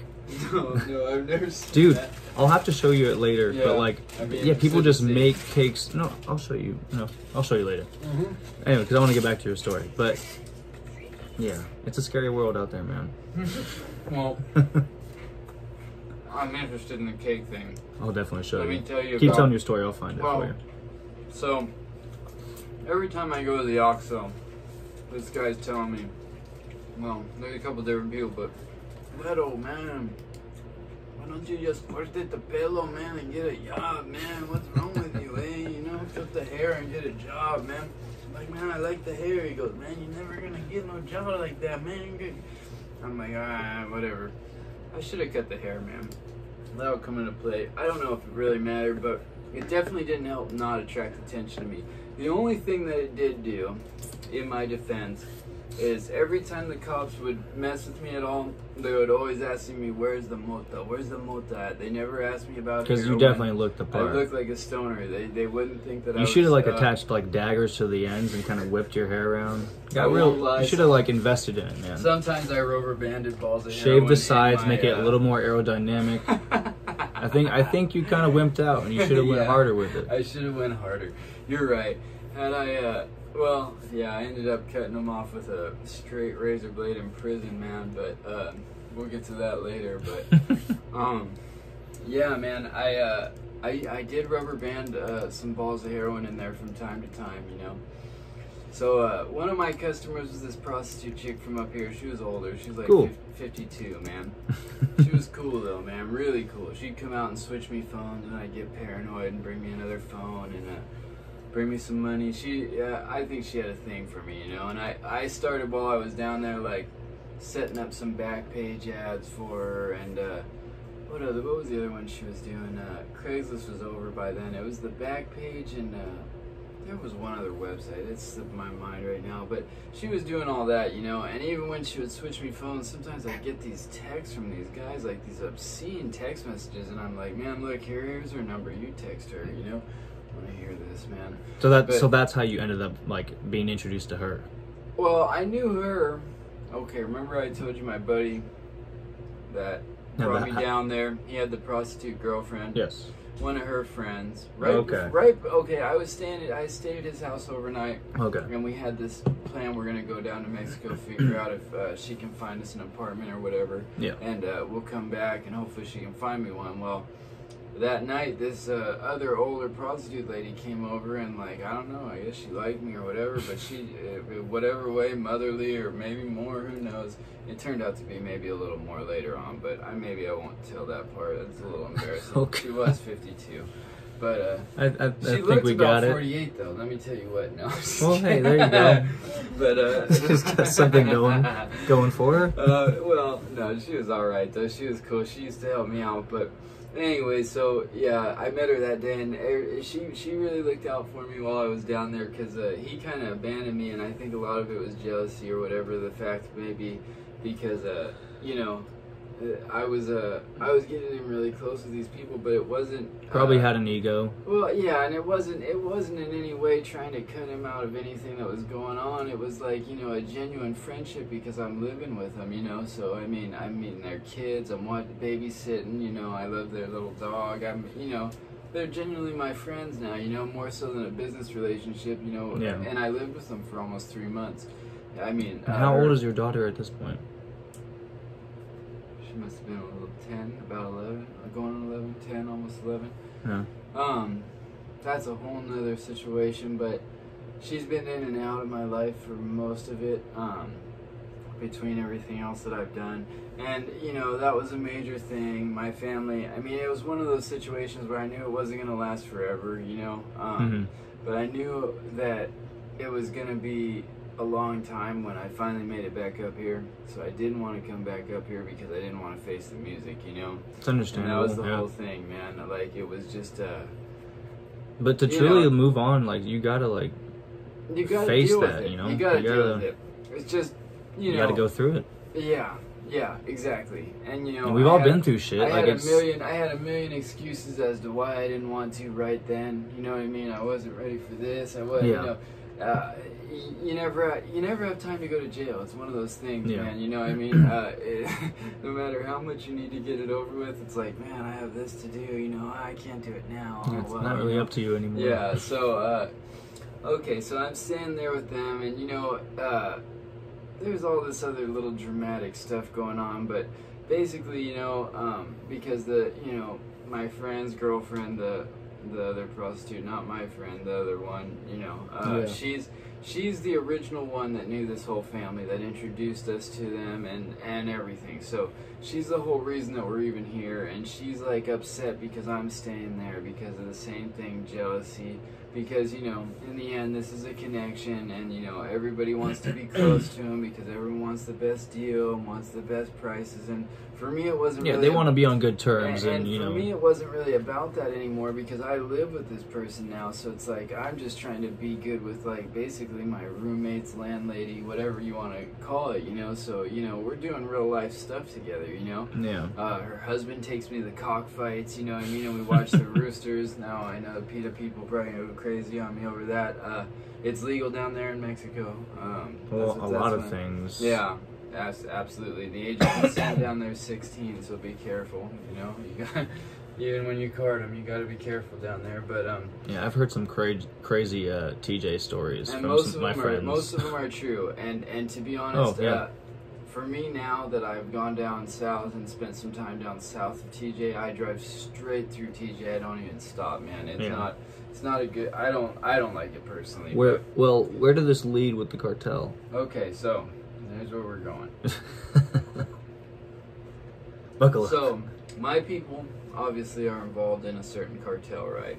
But, and they extend their wing of protection to me, of course. And so, you know, you can't just sell drugs in Mexico. It's going to be a problem, you know, because everyone has a turf, everyone has a spot. So what I was doing was very small scale, and it was very incognito, low key. Not a lot of people knew. I didn't make it obvious, you know, so I was able to survive that way. But, you know, I've now been living with their family for 2.5 months, and I feel in my heart like I'm becoming an inconvenience, you know. So Is that just you thinking that, or did they like? They never mentioned anything to me about it. Now, mind you, the other girl, my friend's girlfriend, that was the prostitute. She's like constantly, "No, he needs to leave. He's been there too long." But so she's complaining about. She's complaining because she's jealous or whatever. And I hear this going on, and it starts making me think, well, maybe I am being an inconvenience. But then, you know, the lady of the house is telling me, "Look, this is my house. You'll stay as long as you want to stay. I want to make sure that you're safe. As long as you don't bring trouble to my house, there's no problem. You're fine." So that still just didn't sit with you? Well, I'm looking. At the beginning, I was looking for a place. I wanted to be independent. You know? So, of course. So I'm trying to figure out how can I do this. My income, I'm starting to make enough money to where I can actually kind of do it. So I get contacted by one of my customers, and he tells me, "Look, man, I had some problems up in the United States. I moved down here too, man. I'm in Rosarito. Why don't you come over and hang out?" I'm like, "All right." So I go over there. I check out his spot. He's got a 2-bedroom right on the beach. He goes, "Hey, man, you know, like, if you want, I'm not using this extra bedroom. Like, you know, I mean, we can get you out of there and get you in here." Well, that was the beginning of the end for me. That was part of my downfall. There was moving in with him. So first, he was involved in some shit. Yeah, first our arrangement was to pay in drugs for rent, and that's within a week got out of control because, you know, he wanted more. How did you do than that I could. exactly? Well, we didn't really agree on a price. I just told him, "Look, you know, I'll give you, you know, however much, you know, first it was, I'll give you a gram a day to stay here." And then, you know, it was whatever. So, you know, then that wasn't enough. Then he wants more. Then it's like, "Hey, look, man, this is not going to work out for me. So how much do you want? Can we split this? Can we split it cash? And then you can, you know, take care of your habit yourself or whatever, you know, because I need to have more of a set thing." He would get mad about that, but we did end up splitting it, man. And it was, I mean, literally the front door, there was a street, and then the sand. So, like, you know, we were right on the beach. We paid $500 a month. When we split it, it was $250 for me, $250 for him. You know, we had 1 bedroom, or 2 bedrooms, 1 bath. Cool little place, part of a 4-plex. The people in it were pretty cool. We had the garage that locked. His truck didn't fit in the garage and was constantly getting robbed, but my little car did fit in the garage, so I got to use that. And was it a good truck? Yeah, it was alright, like an F-150, a little older one, you know what I mean? But, I mean, it was nice enough. It's because he liked to have those subwoofers and stuff, and those Mexicans down there love those, man. They steal them all the time, dude. He would always get his stuff broken into.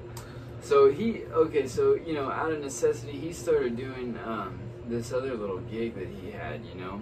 And basically, without going into too much detail, he would drop his car off at an car audio place, and they would put a black box locked somewhere under his truck somewhere. I don't know how they attached it or how they did anything. But anyways, they would do that, and they would drop it off to him the morning of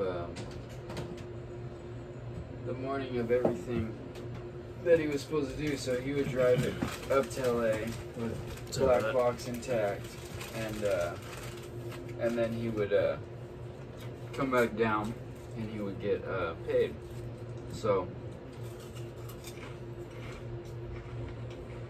he was dealing with people, members of the same organization that I was dealing with. Unbeknownst to them or me, you know, that we were working for the same people. Ultimately, they had their own thing going on. I had my own thing going on. I'm just a roommate there. Yeah. And this was how he was supporting himself at the time. Besides the fact that his girlfriend would Uber up here in the United States every so often. So, this goes on for a couple times. He'll drop his car off. The audio plays. A couple days later, on the day he's supposed to take it across, it'll get dropped off early in the morning, and he'll drive it across. At a certain border crossing, before like 5 a.m., there's no dogs, so they would do it early in the morning before the dogs came out. Well, we had gone to dinner the night before in this little place. And it's still my favorite to this day for lobster. It's right south of Rosarito. Man, I haven't had lobster in a minute. If you ever get the chance, man, a little place called Puerto Nuevo, man. And they have the greatest lobster, dude. And it already sounds good. They'll sell you like the $5. They got the little tray, and there's a $5 lobster, an $8 lobster, and a $10 lobster. That's huge, right? Yeah. You get unlimited beans and rice. There's a little lady down there making fresh handmade tortillas that you can watch her making the tortillas. And the beans and rice is like unlimited, and the tortillas. $1 beers, you know. Cold. Ice cold. Cold. Dude. Ice cold. The one restaurant actually, because they're cliffs there, it's not so much a sandy beach at Puerto Nuevo, it's like a cliff. So kind of like how Del Mar or whatever has the cliff. So this restaurant that I like to go to is built right on the edge of that cliff, and the patio extends out over the cliff, and it's all glass enclosed. And I mean, for $10 a person, plus whatever you drink beer-wise, you can go have a lobster dinner, dude. I mean, but it's like you make these lobster burritos, and I mean, that sounds amazing. Fresh salsa. I mean, it's one of my all-time favorite meals. So it was cool. I got to eat that. So we went and ate that, you know. And on the way back, you know, we'd shop for some junk or whatever, you know. I bought like some brass knuckles, you know, they got all the junk stuff. You bought brass knuckles? Well, I just thought they were cool, man, you know. They have all the little Mexican junk. Have you ever used them? I never got to use them, man. And it's funny because I lost them the very next day. Goodbye. So, yeah, we're coming to the pinnacle here, you know. So I should have never left basically my safe place with my family, and they didn't want me to leave. Now, my wife had come to visit me once, the first time that we went over to this guy's house, and she was hanging out with me. We went and saw this guy, and he had these huge pit bulls, which is not uncommon in Mexico. A lot of people have these gnarly pit bulls that they keep in their yard in order to keep people from robbing them or whatever. And he had these huge pit bulls, and he told my wife they were nice or whatever, and she went out there to like go pet him and got bit like bad on the arm. And so my family, the husband guy, you know, he was pissed. He's like, man, I'm going over there. We're gonna go handle this. And I'm like, no, don't do it. You know, I didn't want to get. Was he wanting to kill the dog? He wanted to do something to the people, man. You know, and you know, he's not directly like by his family involved, but he works for him. You know? It's a shame too, though, man. Like pit bulls, especially. Like they get a bad rap, dude, for sure. I'm a big bully person, and I've had great pit bulls, very well behaved. There's but nothing wrong with them. And you can make a Shih Tzu the meanest dog in the world if you abuse it. I mean, I've seen it. My brother's got this little baby dog that's like the meanest thing I've ever met in my life. He bites me all the time. I've run into more nice pit bulls. Power, you know? I've run into more nice pit bulls. And than mean ones. Yeah, and I've ran into terrible like Chihuahua dogs Oh, yeah. as a Absolutely. way more than I've met into nice ones. No, Like, that's a conversation for another day. But I've always had bullies. I've had a old English bulldog. I've had some pits. they're the and best dogs. I man. stay with bully breeds. They have the best personality. They're great one-person dogs. They love you more than anything. Yeah, And they can anyways. protect you. So she's the same way. She loves bully breeds. So she thinks, all right, I'm gonna be fine. She gets bit by this big one called Monster, you know, Monstro. Great. And bites the crap out of her. She comes back. The man of the house that I'm living at is like just furious, ready to go over there. I'm like, no, look, it was an accident, this and that. I'm calming the situation down. I don't want to see anything happen to these people. They don't know who I'm dealing with, and like, you know, I don't want to put them in a bad situation. You know, I felt at the time like it's an accident. You know, he didn't feel like that, and maybe looking back on it, maybe it hadn't have been. You know, these people turned out to not be what I thought they were, but. Fast forward a little bit, so we went to Puerto Nuevo. We ate lobster. It was awesome. Went Now I'm junk hungry. shopping, bought some junk. Brass knuckles. Yeah. Anything whatever. else? I forget, just some little trinkety stuff, you know. Alright, But that was the alright. only thing I bought. Cool. And we're on the way back. We're sitting in the truck, bench seat. You know, he's got his girl in between us. I'm in the passenger seat. hmm And he tells me, hey man, you know, there's a task force that comes down here to Rosarito looking for fugitives, man. I said, yeah, I know. He goes, well, you know, they stopped me and talked to me, and they showed me a picture of you, man, and asked me if I had seen you. I guess they have $1,000 for information leading to your whereabouts. They had a picture of you with short hair and a picture of you with dreads, but The dread picture. yeah. He's like, but you know, I didn't tell him anything, man. But you know, I just thought you should know, man. Did you ever dress up as like Predator when you had dreads? No, but I wish I Man. would have. I wish I had a good Halloween with them, dude. You should have done something That would have cool. been, man. I really should have. You're making me want dreads again, man. Do it, I might please. start growing them back out. I'll invest in it. I'll get you all the dread oil or whatever you need. Oh, that would be great. Alright. Yeah, give me about 5 years, man. 2026, I'll have them back again. Perfect. Yeah.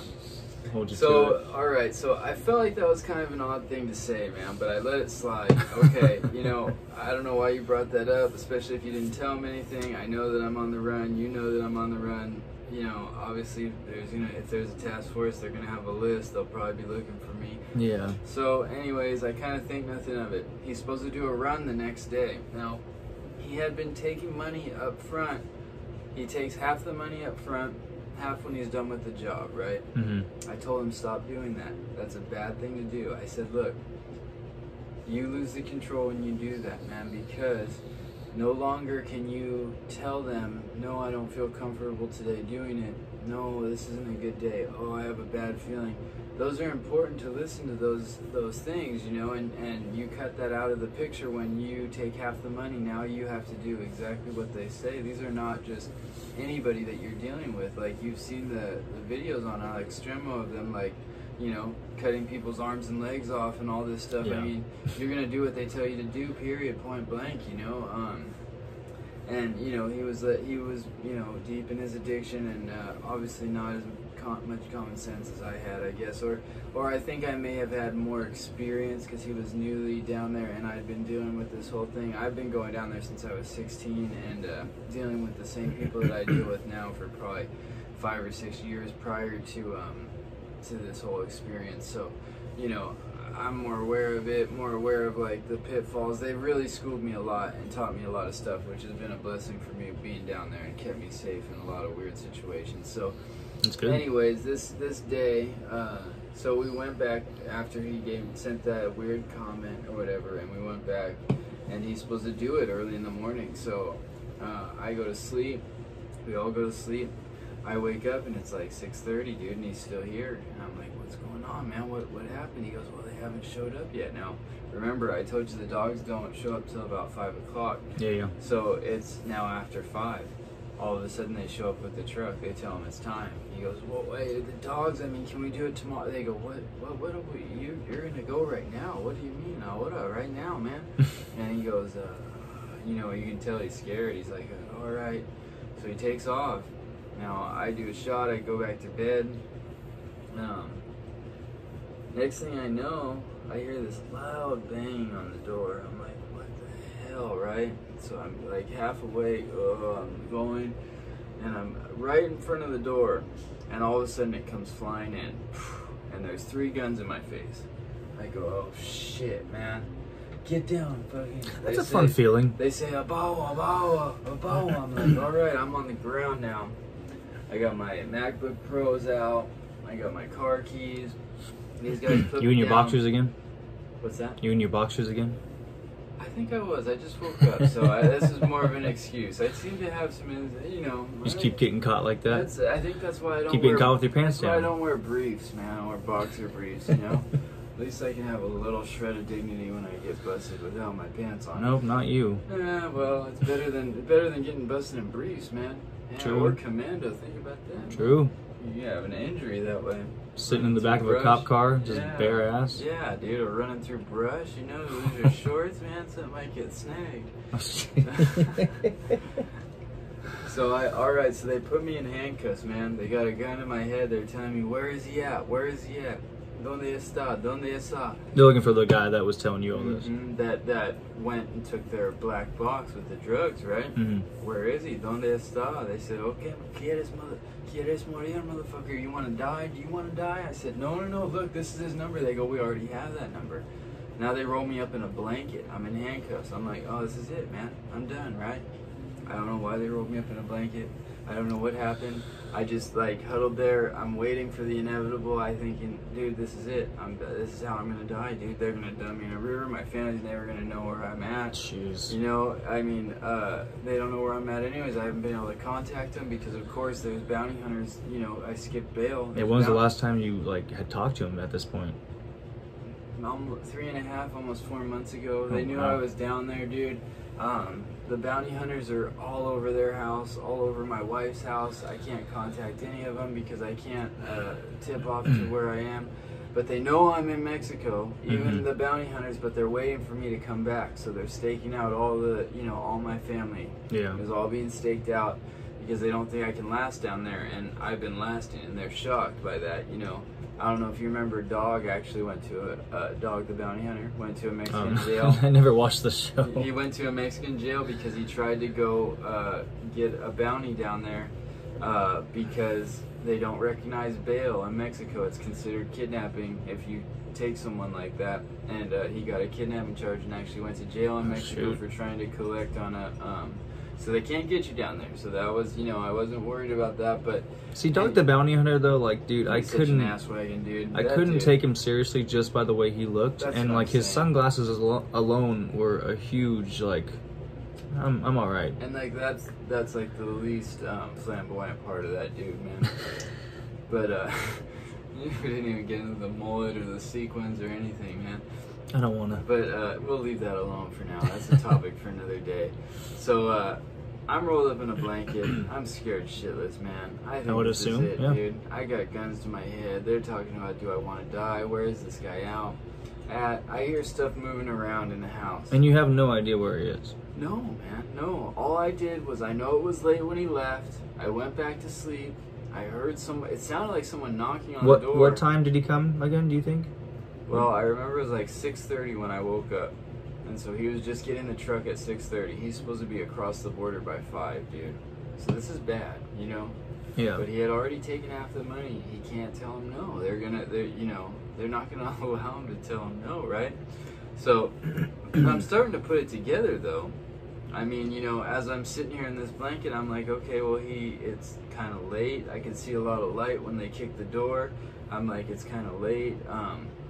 He's obviously not back. He should be back by now. What the hell is going on? They're looking for him. They said, you think you can steal from us? I said, look, man, I just live here. I don't know anything about what's going on. All right, motherfucker. You know, they're mad. So I'm just trying to minimize, you know, any type of upsetment right now. There's guns in my face. I don't want to die, whatever, you know. So I hear stuff moving around. Next thing I know, the cuffs come off and the guy's got a gun and backs out and takes off. Boom, they're out of there. The door's kicked off the hinges. There's nothing left in the apartment. My car's gone. My computer's gone. All my stuff, the fridge, everything that was in there is dumped out. His girl's on insulin. All the insulin's dumped out. The insulin syringes are everywhere. My car, my computer, all my stuff is gone. What are you feeling right now? Well, not like right now, but like at that moment. At that moment, I'm relieved that I'm alive right now. I'm like, holy crap. And at the same time, I'm furious that this person put me in this position, especially after I had like the presence of mind to advise him that this was a bad idea. Yeah. And then exactly what I said would happen happened. And so I'm mad, I'm calling, he's not answering. I'm like, oh man, what do I do? There's no door, there's no hinges, there's nothing. Now I notice those mean, gnarly pit bulls are gone out of the backyard. They let them loose. Now I see the neighbor freaking out, cornered by one of these huge, mean pit bulls, dude. And I'm trying to now I'm like, all right, I have to go into crisis mode. Let me manage this situation. You know, this is crazy, dude. So I'm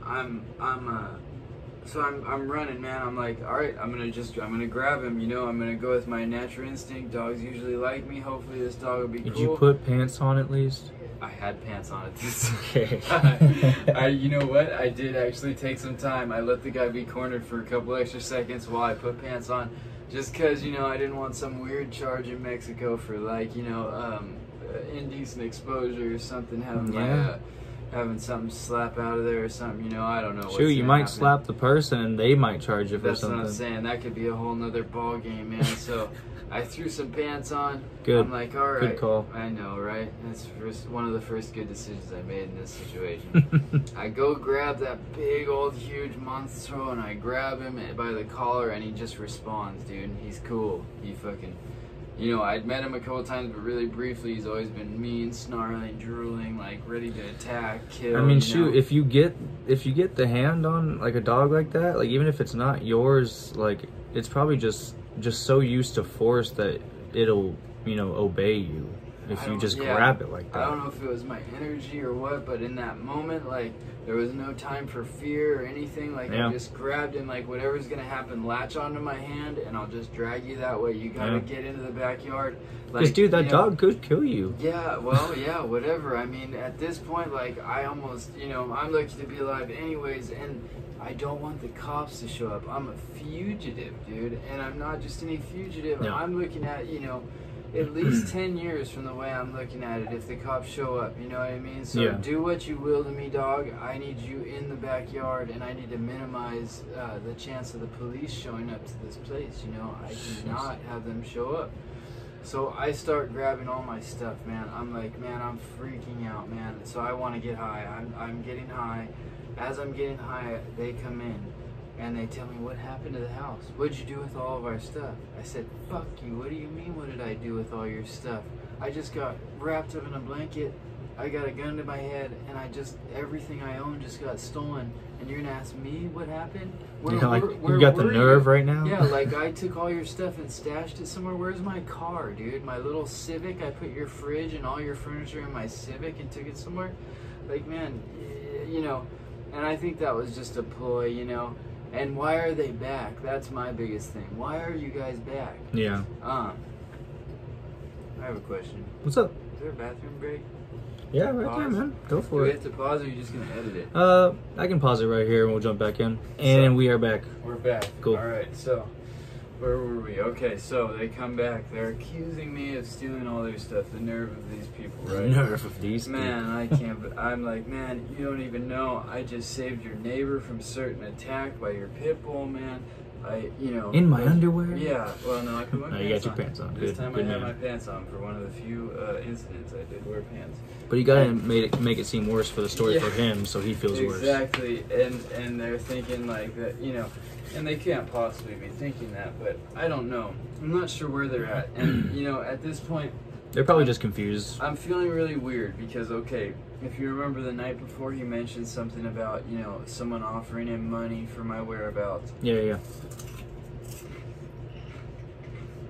now, all this stuff happened, and I'm not feeling safe in this house anymore, you know?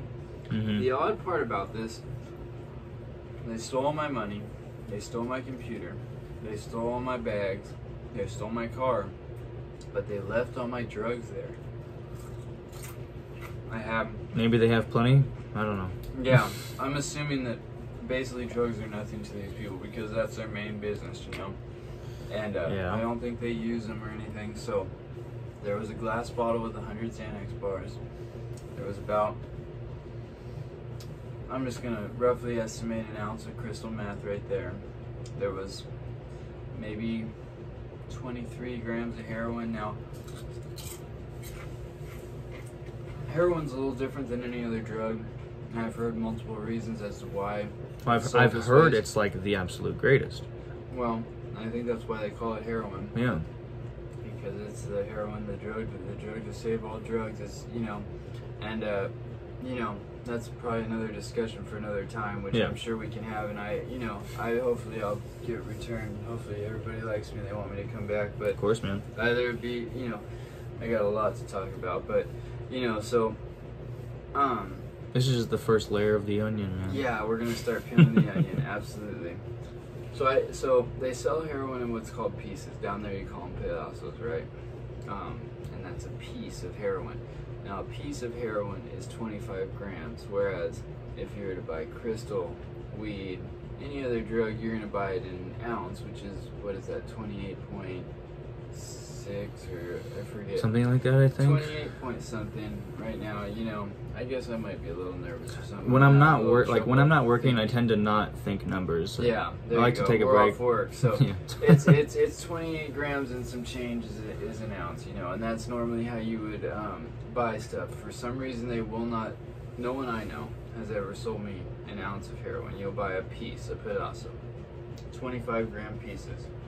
I heard a rumor that once upon a time, you know, there was a federal law that it was some sort of gnarly felony to have above 25 grams of heroin, so they started selling it in 25 gram pieces so that if you were to get caught with, you know, an ounce, you know, which is a 25 gram ounce, it wouldn't be the same type of charge. But anyways, I kind of diverted a little bit. We're back to here. I had about, you know, I had just picked one up, so I had, you know, and normally I'd pick up 2 or 3 of them at a time, but I had what was left over of one. I had about 23 grams. I used to carry this little tin of like Playboy bunny condoms with me. Okay. Okay. And those A were, necessity, like, I the good guess. ones, for a different reason than you may think. Oh, is that another podcast? That might be, you know, we'll talk about the whole story on that muling podcast later, but you know, living the way I'm living, I know that at some point I'm gonna go to jail. I don't know when, Yeah. but I know this is not gonna last forever, especially the way that I'm living. When I go to jail, I want to have all this with me, and there's only one way that that's gonna happen, right? So I continuously keep it wrapped up, and I basically put it in the trunk at all times. You know, it has to be stored in the trunk. What trunk? Well, the human trunk. Yep. The trunk of There my it is. car. There it is. Trunk of All right. your car. So, and just remember, my Honda did just get stolen, but I do want to throw this stuff in the trunk. So, these people, they're like freaking out, yelling at me. I don't understand why they think I stole their stuff. I've been through this traumatic experience. I no longer trust them. I want to exit the house. The cops show up. I'm like, oh crap. So I get back into the room, kind of hang out in the corner. They're like, hey, was there a problem here? And I hear him say, oh no, everything's fine. No, I'm okay, officer, you know. Okay, well, we had a complaint that there was some dogs out. Oh no, we rounded them up. Everything's good. And I'm hanging out inside the house. I don't want this guy to see me for obvious reasons. Yeah. So he takes off. The car leaves. They're back to yelling at me. How did you let this happen? And I think you're involved. I said, you know what, man? I'm not going to argue this with you. I'm out of here, man. So I grab all my stuff. And rather than taking the time to, you know, properly pack it up, you know what I mean? I just grab the condoms, grab the dope, grab all the paraphernalia, throw it all in different pockets. And Your some of essentials, it's you my know? sleeve, yeah. the last things that I have left that I own to my name, I lost everything else in this incident. I mean, everything. I'm on foot now. I have nothing, but I want to get to the liquor store, get to the bathroom, put this stuff away, because I have a bad, everything's crumbling around me right now, Yeah. And it's that slippery slope. Was this like bottom? I would say so. Yeah. I would say so. I mean, I'm in another country, a foreign country. I'm petrified. Yeah, People that scary. I think that I can trust, I'm sure have just betrayed me. Yeah. I for all I know that I was rolled up in a blanket with a gun to my head. I mean, is that close to just being like, I mean, what's to stop this guy? I mean, it's not like they investigate murder down there in Mexico like that, and especially not of like, I'm not even a citizen of their country, I'm not even I'm a fugitive. Like, it would have been so easy for that dude to pull the trigger and just throw me in the back of whatever truck he had and dump me in some river, and no one probably even be able to identify me. I don't even know if they have me. It would have been like you were never there. And so, that hadn't fully sunk in at the time because it all happened so fast. And then with these people coming in, now I'm angry. You know what I mean? I go instantly from being petrified and like, holy crap, I just like, my life's almost gone, to the reality of that setting in, to like these people yelling at me and trying to blame me for like, them putting me through one of the most traumatic experiences of my life. Because they didn't follow my advice. And that's the main thing, is he didn't want to go that morning, but he had no choice because he did exactly what I told him not to do. Mm-hmm. And had he handled it the way I had told him, he would have a choice in that situation. So anyways, emotions are all over the place, right? And I'm not thinking the way I normally think. I'm usually a pretty well, your state of mind is a little, compromised jumbled, a little bit. I'm jumbled, and the people I thought I could trust, all of a sudden I can't trust, and everything's all over the place. And now the cops were stressed out. The cops were just at the door a second ago, and I'm like, oh man, they're gonna come back. This was a huge scene that got made right here. You know what I mean? I'm shocked that there's not cops swarming this house right now. Like this is a normal thing or something that happens. I don't know. I have no idea. Another funny story later on about one of this guy's connections that used to ride up on a horse. It was funny, but anyways. A horse? Yeah. What year is this? This is same guy, same house, because I stopped serving him drugs because I would just pay him cash, so he was scoring through all these weird little Mexican connections, and one of his connections rode a horse over to the house every time. But anyways, I don't know what made me think of that. It was pretty funny though. I never have seen a guy serve heroin off of a horseback before. Just pulls the drugs out of one of the saddlebags. Saddlebags, yeah. There you pretty go. much, dude. Yeah. So, okay, so I got all my stuff in my pockets everywhere. I'm trying to get somewhere where I can throw it all in and put it all away, because I'll feel safer when it's all put in the trunk, right? Because it's all just loose. And I hit the corner, and I see a cop car right there. Great. And I'm like, oh my God. Of course, though, right? Fuck my life. Here we go, dude. Of course, though. And so my instant thought is, I gotta run, But I'm like, don't run, don't look suspicious. Remember what happened last time? Even worse, yeah. And there's no way you're getting away, dude. You start running, he's for sure coming. Maybe you have a chance. So I try to hit the corner, because there's a corner, It's about a half block and a corner because I'm in a neighborhood.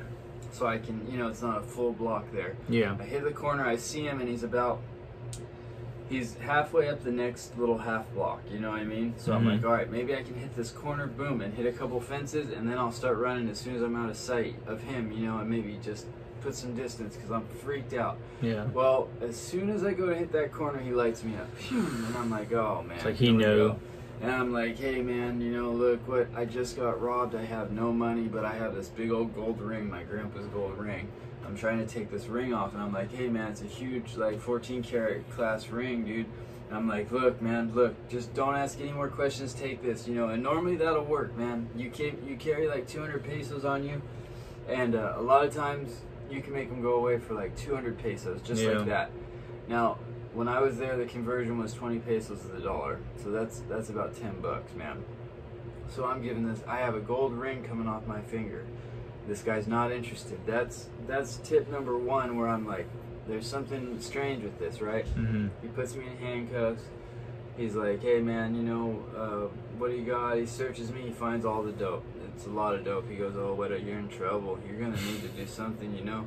There's a, you know. Am I gonna like where this goes? Well, you know, now I'm in handcuffs, and this is Policia Municipal. So you got Policia Municipal, and you got Policia Federal. The Okay. Federales, Yeah, right? yeah, yeah. That's the federal police. I'm getting busted by the municipal police, so this is like lower. Okay. I'm still thinking maybe I can bribe this guy. I'm trying to figure something out, and I tell him about, well, my friends are over here. I'm sure they'll help me.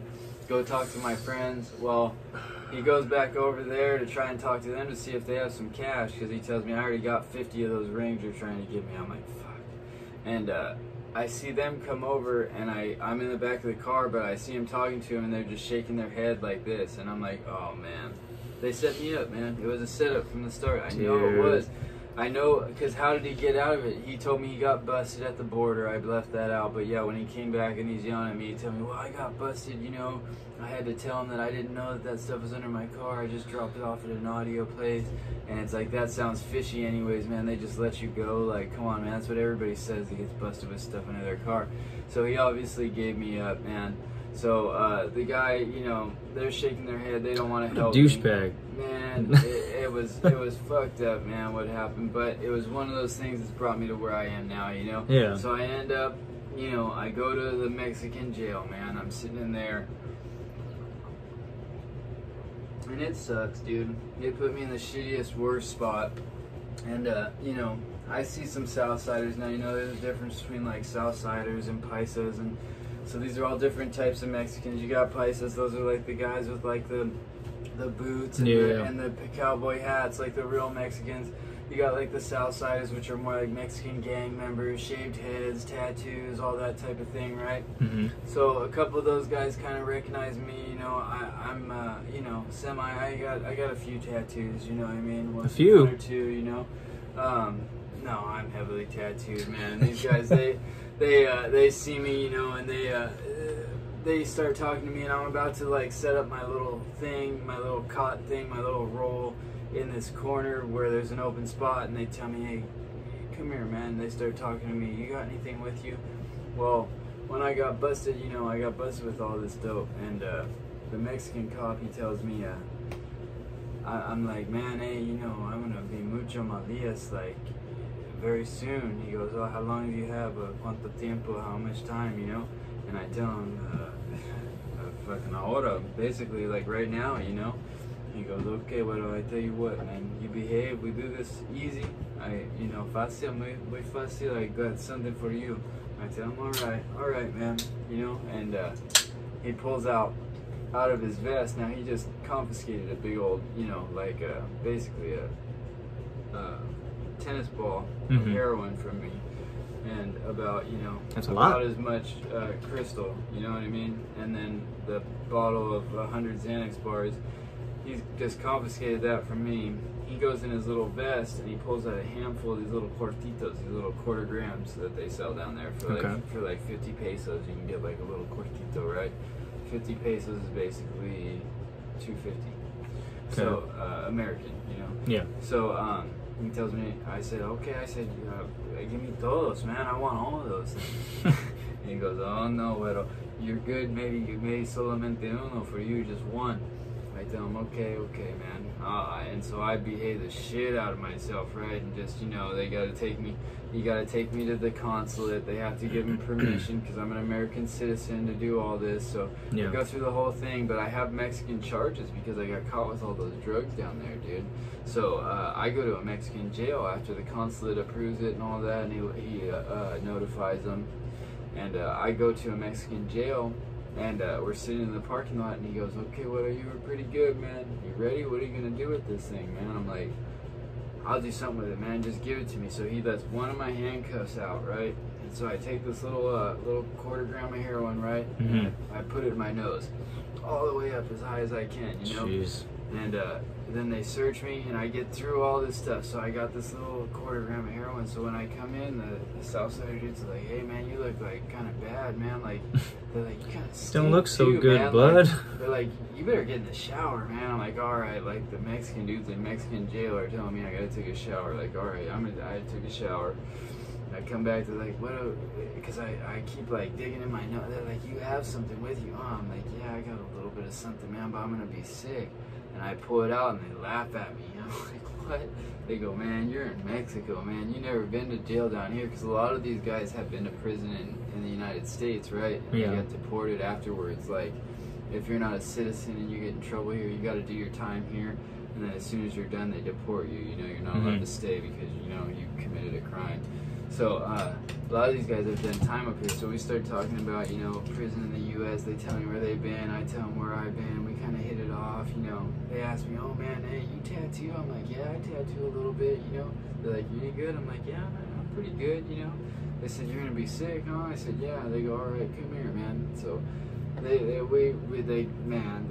dope there. I mean, it's big dope, you know. I'm like, man, this is not so bad, you know what I mean? I'm chilling, we're getting high. I start tattooing with the little, they had like a little Walkman motor. They started me out. They had this little Paisa dude. I'm doing like a pyramid on this guy's back, you know. This is in jail over there? Yeah, this is in the jail over there. They got me high, and I start tattooing a little bit, and I'm doing you know, they get a lot of this Aztec and Mayan like culture stuff, cultura they call it, you know what I mean? Okay. And, you know how they have the pyramids over there, the Mayan pyramids? Yeah, yeah. And, okay, a lot of them get those pyramids tattooed on them. Why is that? Well, it's part of their culture. They all have a lot of different meanings.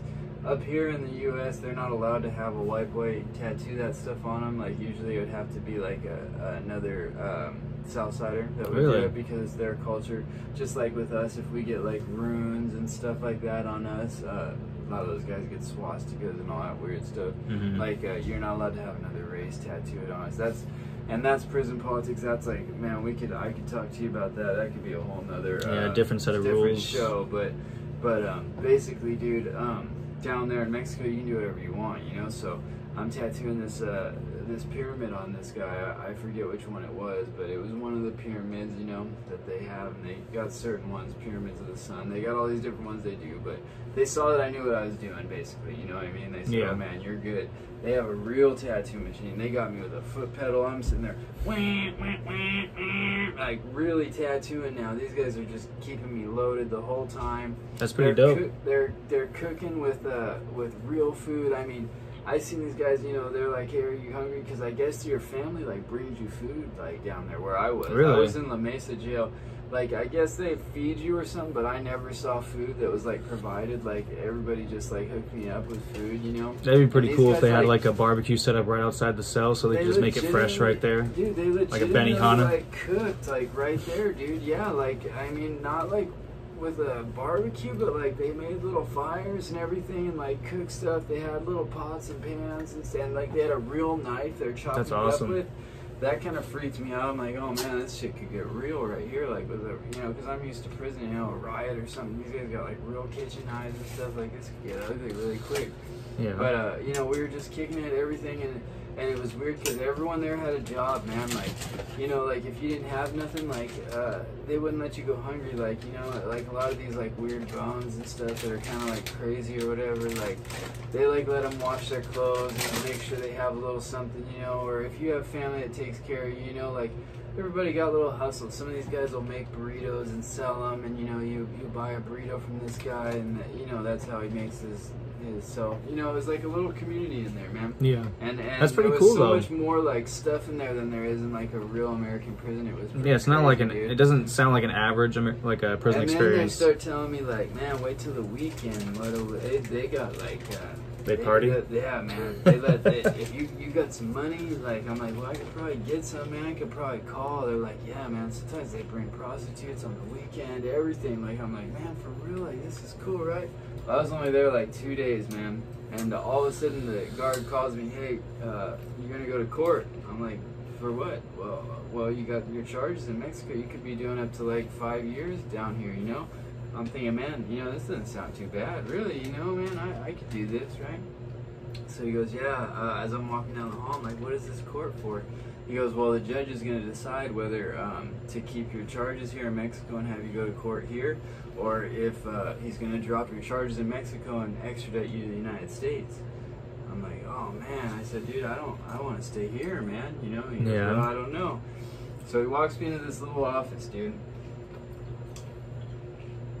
It's a little baby office, dude. much smaller than this room we're in now. It's just like like has one desk, and like what you know, if you might run to the principal's office, like the little baby, principal's office type of thing. Yeah. There's this fat, like a beast Mexican dude sitting behind this table, right? And he's got his arms folded over his belly, and he kind of looks at me, and they walk me in and just stand me there, and not a word is exchanged. He just does this, nods his head, and they pull me back out of there. They go, "That's it, man. You're going back to the United States." I said, "Man, no, fuck that. What? No, hell no. Viva la Mexico, man. I want to stay right here, man." They said, "No. Well, you're going to the U.S., man. Sorry." Fuck. I wonder why. The U.S. wanted me bad, man. Yeah. And so they didn't want to hold me down there. They dropped all my charges in Mexico, which is probably good because I would have had to do that time down there, and then I would have still had to come up here and do whatever time I had, as soon as I was done. So once again, that was not my logical thinking. That was just like, well, this is pretty good right now, you know what I mean? But I had to face the music at some point, and it was gonna happen for sure at that point because they're gonna extradite me. There's some sort of compact now where they work together a lot more than they ever used to in the past, and that kind of got me. So after that, I went to INS, and I started to get sick in INS. And then the next morning, they pick me up, and they take you over to the border. And I was with this guy that he was a pharmacy guy, and he sold pharmaceuticals like on Revolution and stuff right there. Mm-hmm. And somebody tried to rob him. So he socked the dude that was trying to steal the samples, the pills that he was giving to these different pharmacies. So he was in INS with me. He was getting sent back to the U.S. just for fighting, Yeah. There was another guy that was in there with me. These are all the people, that are going back to the United States. There was also like a tank of people that are going down to Brazil, Central America, everywhere. You're just on a bus, pretty much just getting dropped off. No, this is like a holding facility. And okay. In different barred cages is you're separated by country, basically. You know what I mean? You got Brazil over here, you got Honduras over here, you got United States over here.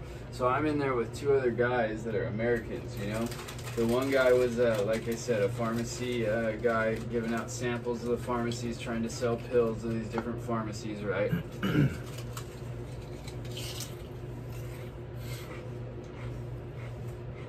The other guy was from Washington, and he'd been on the run down there in Ensenada for 12 years, and he had 2 kids and a Mexican wife. Mm-hmm.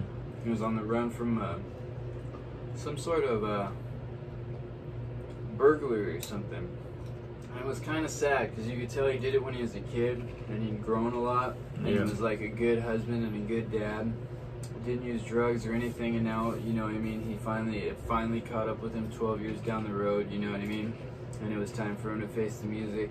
And he had already outgrown that stage in his life, And for me, I'm kind of glad it all came to a head at that point, because it's one of those things, like, you know what I mean? You're going to have to deal with it at some point. You're not going to be able to escape forever, and it's like, so I just, so, all right, we get taken to the border, and now we're sitting there at the border. I don't know if you remember the border crossing. They have a new one now. It's called Ped West. This is new in 2015. It's been a while since I've been over there. Yeah, so this is new since 2015. It's probably old news now, dude. Yeah. But they took me over to Ped West, which was at that time the new walk across border spot.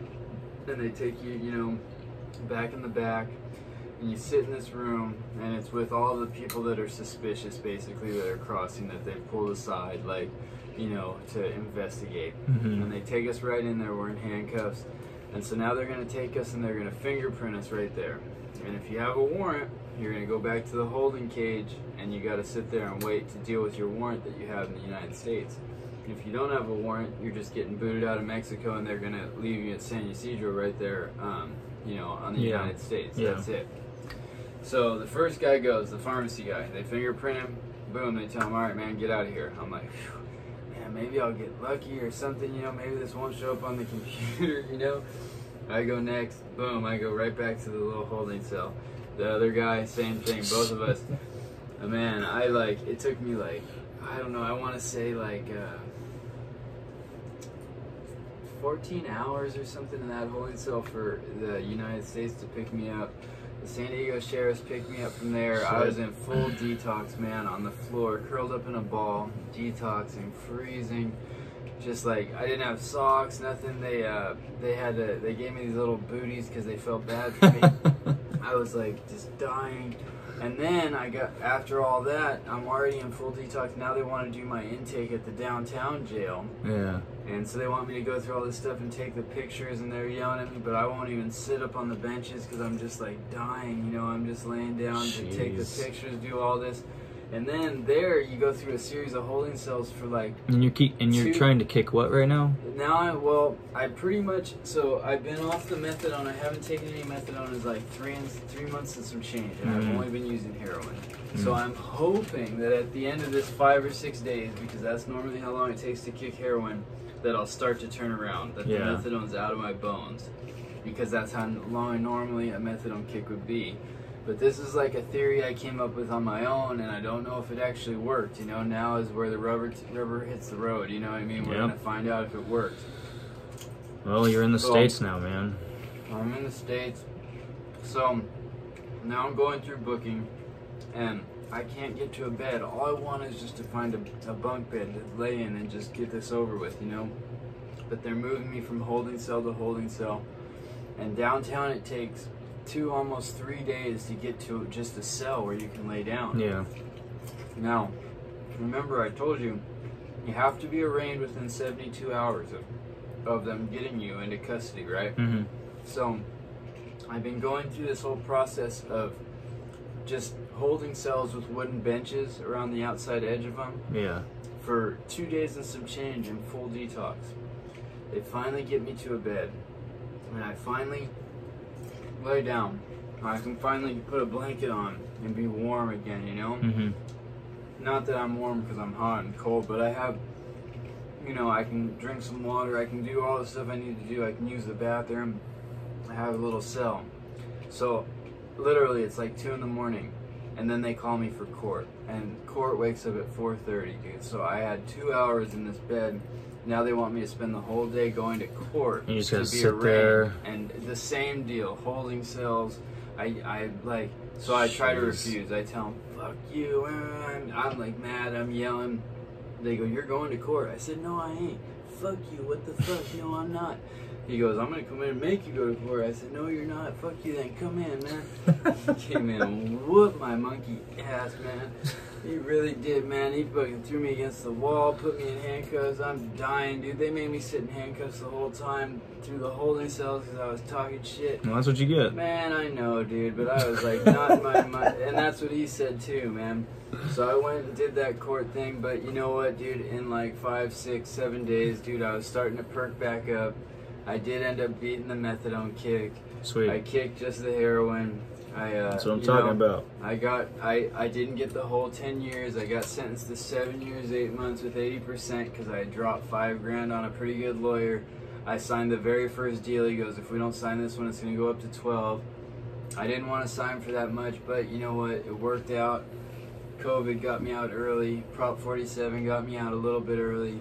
I ended up doing 5 years flat on it. You know, it was a hell of a ride, and that brings me to here, man. I mean, and you know, I'm doing good, like you said. Yes, and, you are, man. Man, I'm never going back, dude. Good, dude. That's good to hear. And this is a perfect place to stop, I think. 2-hour mark, and you told a lot of stuff, man. Oh, cool. Really interesting, and I can't wait to hear more because you're definitely gonna be back on again. Cool, man. Yeah. So, Christopher, it's been a lot of fun, brother. Oh yeah, it's been real. It's been fun. I'll see you Monday at work. All right, man. Love, peace, and chicken grease. Take it easy.